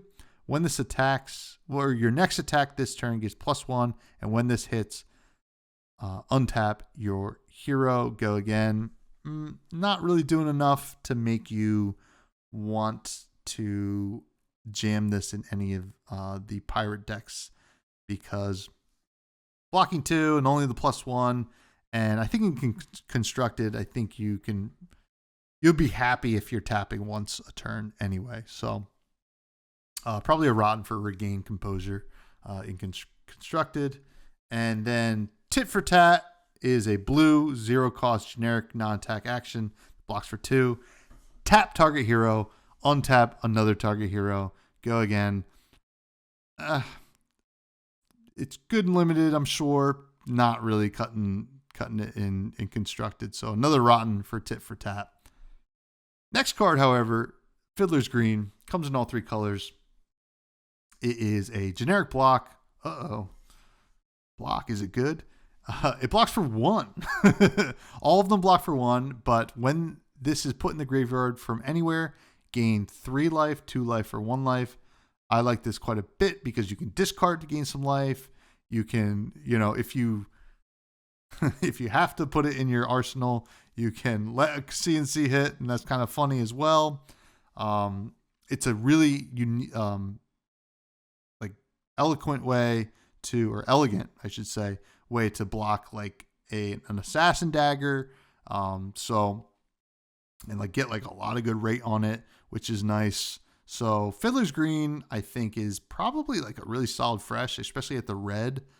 I can't really see it not seeing play, right? This is just like kind of like a really unique card that the life gain is probably going to be good enough to throw in things. I mean, in a way, it's just a upgraded Sigil, not really an upgraded Sigil of Solace, but like, yeah, it can be better than Sigil of Solace in a lot of ways. So, big fan of Fiddler's Green, solid fresh. Fool's Gold is a generic resource, yellow. When this is discarded, create a gold token. I like this in some decks. I don't know if it's going to be good enough. It makes you want to play it like Kasai or something like that, right? But you got to find the discard outlets for that. So Fool's Gold's, I'm going to give it, there's not really a whole lot to talk about here. I mean, I know Gravy Bones can discard it. There's other ways for it to be discarded.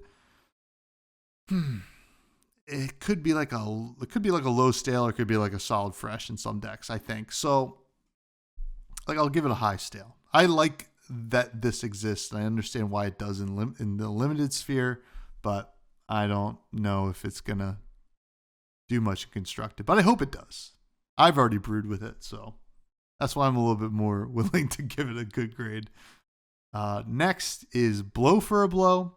This is a 2-cost, 4-attack, 2-block generic attack action card. When this is played, if you have less life than an opposing hero, it gets go again. When this hits, deal 1 damage to any target. Not really efficient enough, I think, for constructed. I understand what they're going for here. It's a nice little generic card to exist, but got to give it a rotten for constructed, unfortunately. Like, 2 for 5 go again is fine, but I don't know. There's too much restriction there. They reprinted Life for a Life, which I won't give a grade because it's it's fine. Scar for a Scar, which is fine. We've seen it played. Ravenous Rabble, which we've seen played. And then we have NIMBY. Look at this guy. This is a generic common. Comes in all 3 colors. 0 cost. Attacks for 3, 2, and 1. Blocks for 2. When this attacks, you may search your deck for Nimblism, reveal it, put it into your hand, then shuffle. The Nimblism deck is real, folks. I mean, maybe not, but it is. If it was, this would be the card. So I gotta give it a low stale. Listen, tutors are good. Tutors are good. So gotta give NIMBY a shot here, I think. But he is cool. I want that hero as like an actual hero, please. I think we're getting it close. I think so. We're going to get the dwarf heroes. After that, Rally the Coast Guard, which is kind of just like Rally the Rear Guard, but attacks for more, 3 for 7. I actually like this a little bit better than Rally the Rear Guard. This is a 3 for 7, 6, and 5. It comes in all 3 colors, and then it has blocks for 2, but it has the once per turn instant. Discard a card. This gets +3. Activate this only while this card is defending. This is kind of like a high stale. I like the red because it is a 7 for popping, and there are some discard outlets that we like. Fool's Gold being one of them, and then also Sea Legs as well. So I don't hate this. I don't hate this at all. I'm actually glad that they added this to the card pool. So kind of like a high stale for Rally the Coast Guard. Next is Sirens of Safe Harbor. This is a card that comes in all 3 colors. It costs 2 and attacks for 6, 5, and 4, and blocks for 2. It's a generic attack action card. When this is put into your graveyard from anywhere, gain 1 life. I think that this is not the best. If it was more the stats of Finals Fighting Spirit, I think maybe I'd like it a little bit more because you always gain the life, which you do with this, which is nice, but I still don't think it's enough. Maybe Verdance wants to play it or something like that, but I doubt it. So I'll give it like a low stale. Life gain is nothing to shake a stick at in this game. Next, we have Strike Gold, which is a 0 for 4, 3, and 2 generic attack action card. Comes in all 3 colors. And it blocks for 2, and it says when this hits, create a gold token.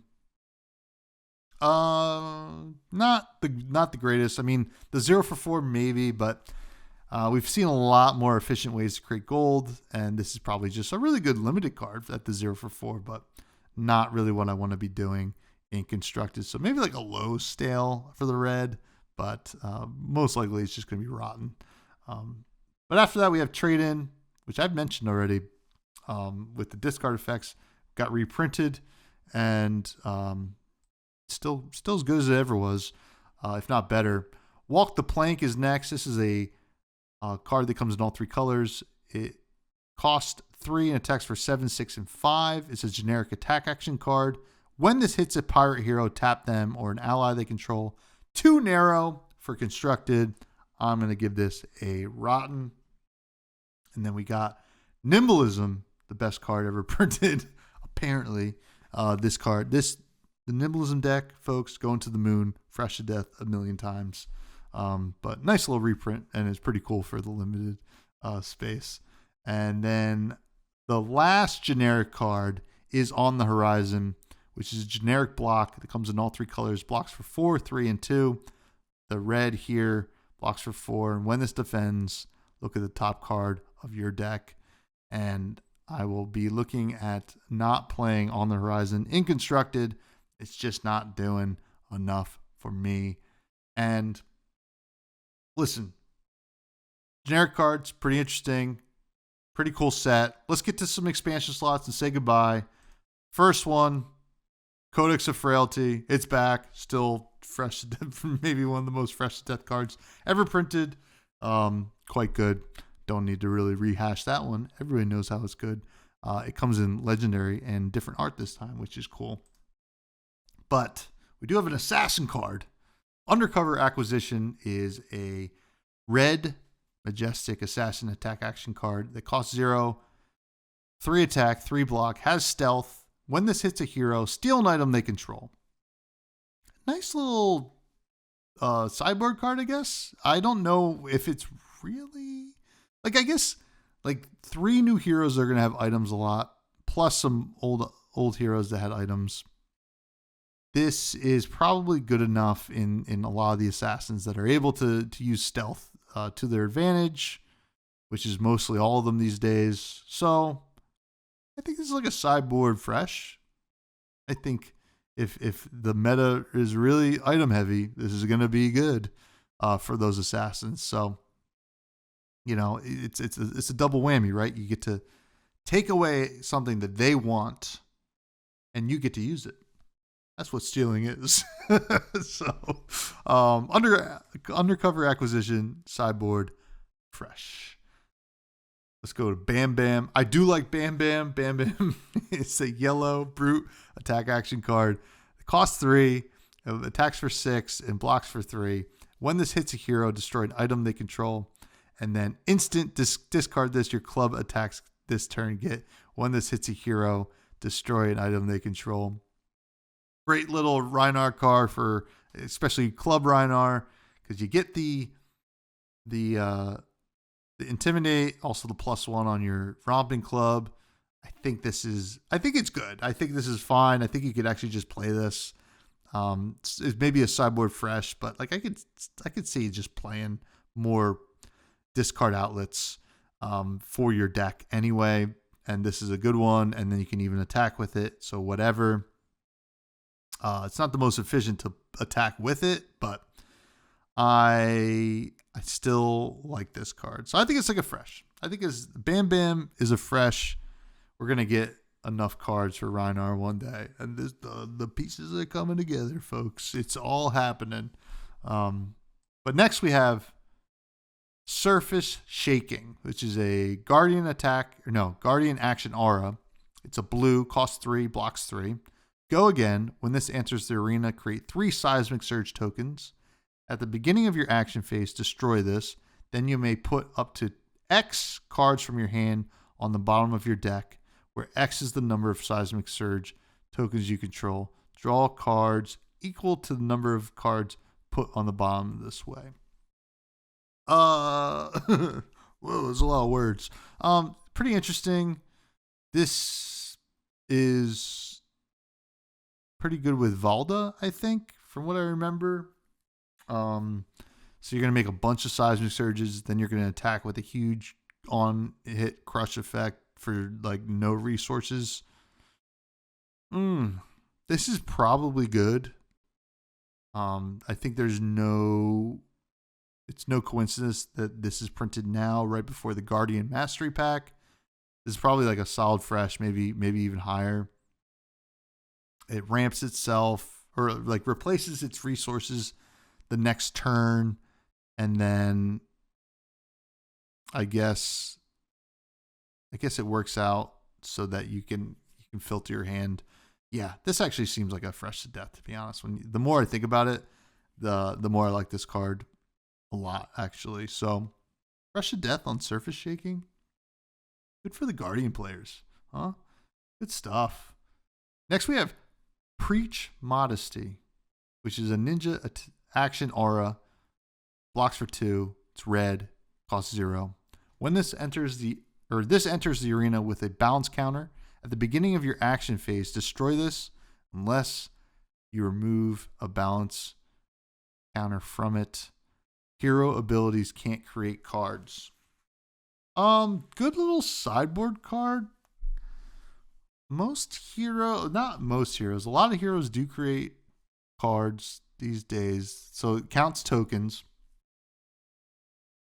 Yeah,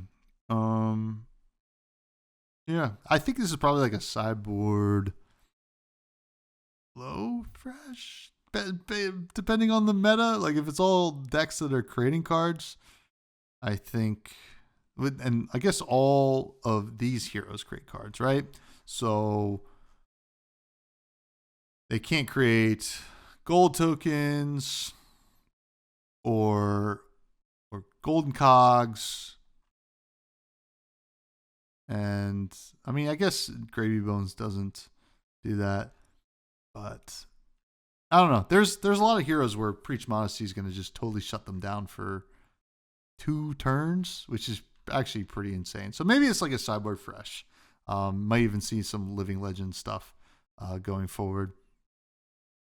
Next, we have Escalate Bloodshed, which is a warrior instant aura. It's red. It costs 0. Whenever a hero draws a card during an action phase, they lose 1. At the beginning of each hero's action phase, they draw a card. At the beginning of each hero's end phase, if a weapon did not attack this turn, destroy this. So this is kind of interesting. When you play it normally, like you would think you were playing it, it's really, I don't think, that good, because oftentimes you'll get to draw a card and lose a life, and then do a warrior thing, and then your opponent will draw a card and lose a life, and then maybe they don't attack with a weapon, and the bloodshed has not been escalated further. Now, in the mirror match, or the warrior versus warrior match, it does become pretty interesting. Now, playing this when a hero is going to draw a bunch of cards, like in response as an instant, that is interesting. So making them lose a ton of life, to win. So maybe this is like a one of in the deck or something like that, but it probably not that good. Fang can make it draconic and give the Fire Vein a go again +1. It's kind of interesting, but then your opponent gets to draw a card first, and they could just not attack with a weapon, and it's gone. So probably not good, but I'm going to hold out and say build around or situational stale for Escalate Bloodshed. Next we have Deny Redemption, which is a Runeblade action attack action. Attacks for 3, blocks for 3, is a red and is 0 cost. When this attacks a hero with more life than you, deal 1 arcane damage to them. This can't be prevented. Instant, discard this. Heroes can't gain life this turn. Well, Count Your Blessings is gone, but this is still pretty good into heroes that will gain life, such as Verdance. It's a nice little silver bullet that is also just an attack. I like Deny Redemption. This is probably just like a really solid high fresh Runeblade's like sideboard, but even you could just play it, right? Like if you attack a hero, if you're behind, you're gonna always deal 1 and still attack for 3. It doesn't have go again, but I like it. I think there's a lot of versatility here. So I'm going to say high fresh for Deny Redemption. If there's any Runeblades left to play in Constructed, is actually the biggest thing. Next we have Burn Bear, which is a wizard action that blocks for 3. It costs 3 and doesn't have pitch. It says deal 6 arcane damage to any target. An instant, discard this. Destroy target card with Phantasm that is attacking you. I think so some Wizard fans think it's not good enough. Some Wizard fans think it's great. I think it's totally fine because, like Deny Redemption, I think there's a lot of versatility here that can be overlooked, and there's more allies now, so any target is useful. And then this does block, so you're not going to get stuck with it or anything like that. And sure, you can't pitch it, but if it was like a red, how often are you pitching it anyway? I don't really know. And then the upside of being able to destroy a card with Phantasm is also good. And like 6 arcane damage is a lot of damage on one card. So I think this is like a fresh Burn Bear. Don't hate it at all. Next we have another Chaos card. Riddle with Regret. This is a red 0 cost Chaos action aura that blocks for 2. It has Go Again, and at the beginning of each hero's end phase, they lose X life, where X is the number of auras they controlled when this triggered. If X is 3 or more, destroy this. So, this is kind of funny. If you just play this, beginning of each, they lose X. X is the number they control. So if you just play this on your own, you're a Chaos hero. Let's say you're Slippy or something like that. You're just going to lose a life every turn. If your opponent doesn't have auras, they're not going to really care. But I guess if you give them like a frailty or whatever, they'll lose some life. Heroes like Fang will try to get the 3. They'll lose 3 life, but then it will destroy. I don't know if this is good. It's kind of fun. I like the Chaos stuff. I'm going to give it a resounding fresh to death because it's chaotic and I don't know how else to. It's probably fine. It's not really going to be too crazy, but I guess like it's a really funny way to make Prism Aura like lose a lot. Enigma would have it would have been funny to do that to Enigma, but this would have destroyed anyway. So I don't know. Interesting card. The Chaos stuff's fun. Next we have Claw of Vincerikai. It's been a while since I had to read that one. This is a draconic weapon dagger, one-handed. It attacks for 1 and has once per turn action, pay 1 resource, attack, and it has Spell Void. Any draconic hero can play this. So I like this for Fang the most. It's kind of interesting in 5. They play 1 Kodachi and 1 Claw. So they don't have to like give up like any kind of Go Again. It's probably okay in. It's kind of funny in Syndra, right? Because Syndra can bring back daggers, so you can pop the Spell Void, bring them back. So that's kind of interesting, I think, if I remember correctly. Yeah, this is like a fine sideboard fresh card. I think this is fun. I'm into it. I've been playing some Fang, so seeing this is kind of cool. So yeah, I'm in on the Claw of Vincerikai. Funny enough, Dromai can play it, although you give up the ability to attack with your dragons, which is kind of fun. So yeah, sideboard fresh, I think, for Claw.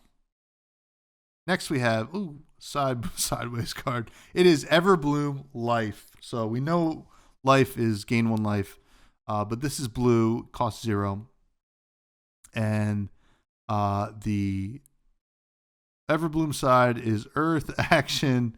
Choose an action card in a graveyard with cost less than the total life you gain this turn. Put it on the bottom of his owner's deck. Go again. So this is, I think, mostly for Verdance, a way to kind of easily recur the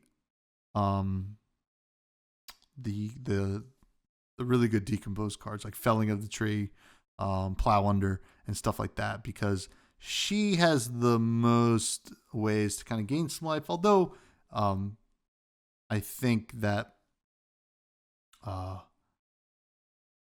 Florian can do it as well. So this will probably be playable. I think this is why they banned Germinate, understandably. So it is probably good.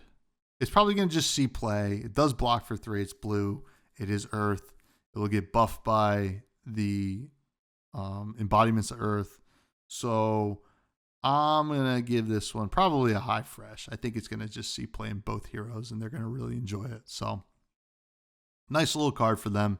Although I don't know if they needed it, but I guess Florian needed it after getting kind of slammed in the ban announcement. The next card is Consigned to Cosmos Shock. Shock is still deal 1 arcane damage to any target. It's lightning instant. And then Lightning Wizard action is consigned to Cosmo. Banish X instant and or aura cards from any graveyard where X is the amount of arcane damage you've dealt this turn. So, this is kind of interesting. I guess it's a way to deal with certain cards. I don't know why Consign the Cosmos is here. I mean, it's nice to have another shock in the deck, so I understand that. But Consign the Cosmos is kind of interesting because it makes you think that you want to banish your own stuff, but maybe you don't. What am I missing there, buds? throw in the comment section because I gotta know. Because I read that card once, and this is the second time I'm reading it. It's really hurting my brain. We've talked about how many cards at this point? Like a lot. So I'm gonna give it a resounding but maybe like it's like a fresh. I think that Acilio just want to play it anyway. So there you have it. Next we have Herald of Seekum, I think. This is a red lightning or light illusionist attack action card that costs 2, attacks for 7, blocks for 3, has Phantasm, and when this attacks, you may put a yellow card from your hand into your soul. If you do, deal 2 arcane damage to any target. This seems to me like a really, really good card for Prism. Oh, just put a yellow Herald into my soul, activate Prism, go get whatever. I'm also dealing 2 arcane damage to you. And then also I'm attacking for 7, likely with Go Again. And you got to do something about it. This card seems really annoying. I know some Prism players are like, there's the slots for Heralds are pretty tight already, but I feel like you got to make room for this one. I would think, not really sure, but I look at this, I'm like, this is kind of a fresh to death. Seems like really good, but what do I know? But fresh to death for Tommy over here. Next we have Arcane Compliance, a generic instant, blue, 0 cost. Until end of turn, effects can't increase arcane damage that target action card on the stack would deal. Silver Bullet for like Kano and Verdance and even Acilio.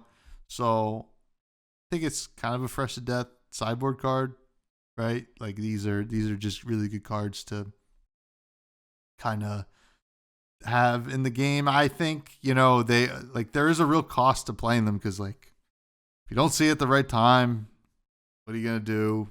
Like, and then if you do see it, you're gonna have to hold on to it and play like this really weird, clunky game. So it's gonna win games and it's gonna lose games. So that being said, I still think it's sideboard, fresh to death. And now I just have 3 more allies to talk about that are coming as marvels in this set, but I think they're from the Gravy Bones Armory deck. So Anka, Drag Under is one.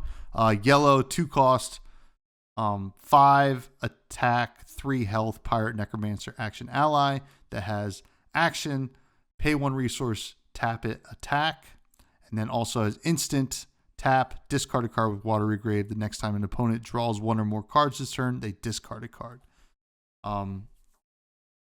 So this one's quite good. I mean, it's just like a 5 attack, which is good, and then also gives you a discard outlet anyway. Like even if the other text doesn't matter, and then when it does matter, it feels like really good, and it forces them to deal with Anka before they can do what they want to do.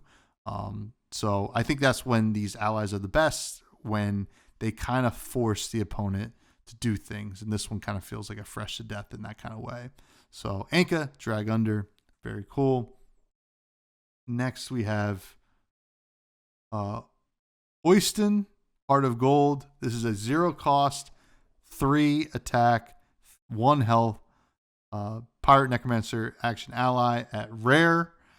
This has tap, attack, and when this dies, create a gold token. This is kind of like a bread and butter ally, I think. It's like a fresh, but this is one that's like obviously you just want to play, right? When it dies, create a gold token, more fuel for the fire, and then you throw a +1 counter on it from Moray, and then it's a 0 for 4, or basically a 0 for 4 every turn, and then you really got to bait them into killing it. Pretty easy to kill, but still a really, really solid ally at fresh. And finally, the last card of the set review. It is Sawbones Dockhand, another majestic 2-cost yellow pirate necromancer action ally, attacks for 6, has 2 health, and has action, pay 1 resource, tap it to attack, and then instant tap it the next time you or a pirate you control will be dealt damage this turn. Prevent 1 of that damage. This is a fresh to death because, well, it's attacking for 6. It's pretty good. And then also it could make attacking your allies a lot harder for your opponent by preventing 1 of that damage. So another ally that makes you have to think about killing that one first. So fresh to death. Holy smokes, folks. That was a lot of fun. I hope you all enjoyed talking or listening to me talk about this set. It is very cool. I am excited. Thank you all. Please continue to like, comment, subscribe. All of that's really cool. Check out the Buds Discord. What else? Jeez. Check out the Patreon. It's helpful. I mean, I try to post some stuff on there. It's also just like a nice way to support if you like what I do. And tell your friends. I think that's always a great way to help support the show. And then what else? Fresh Juice, indie game podcast to do with my cousin. We do that weekly as well. And geez, maybe send me some cough drops because I just talked a lot. Holy smokes. Geez. Blue Sky, Fresh Buds Pod. Check that out. I like to hang out there. It's all gravy. It's all gravy, baby. And talking a little bit about food before I go, I'm going to say it. I like tinned fish. I like it. Talking about all this pirate stuff.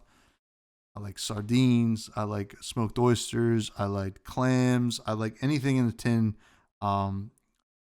And I kind of want some right now, even though it is 1 a.m. Holy smokes. Geez, 1 a.m. Sorry, Charmer. We just don't have time for you. But everybody, please stay fresh and please enjoy high seas. Goodbye.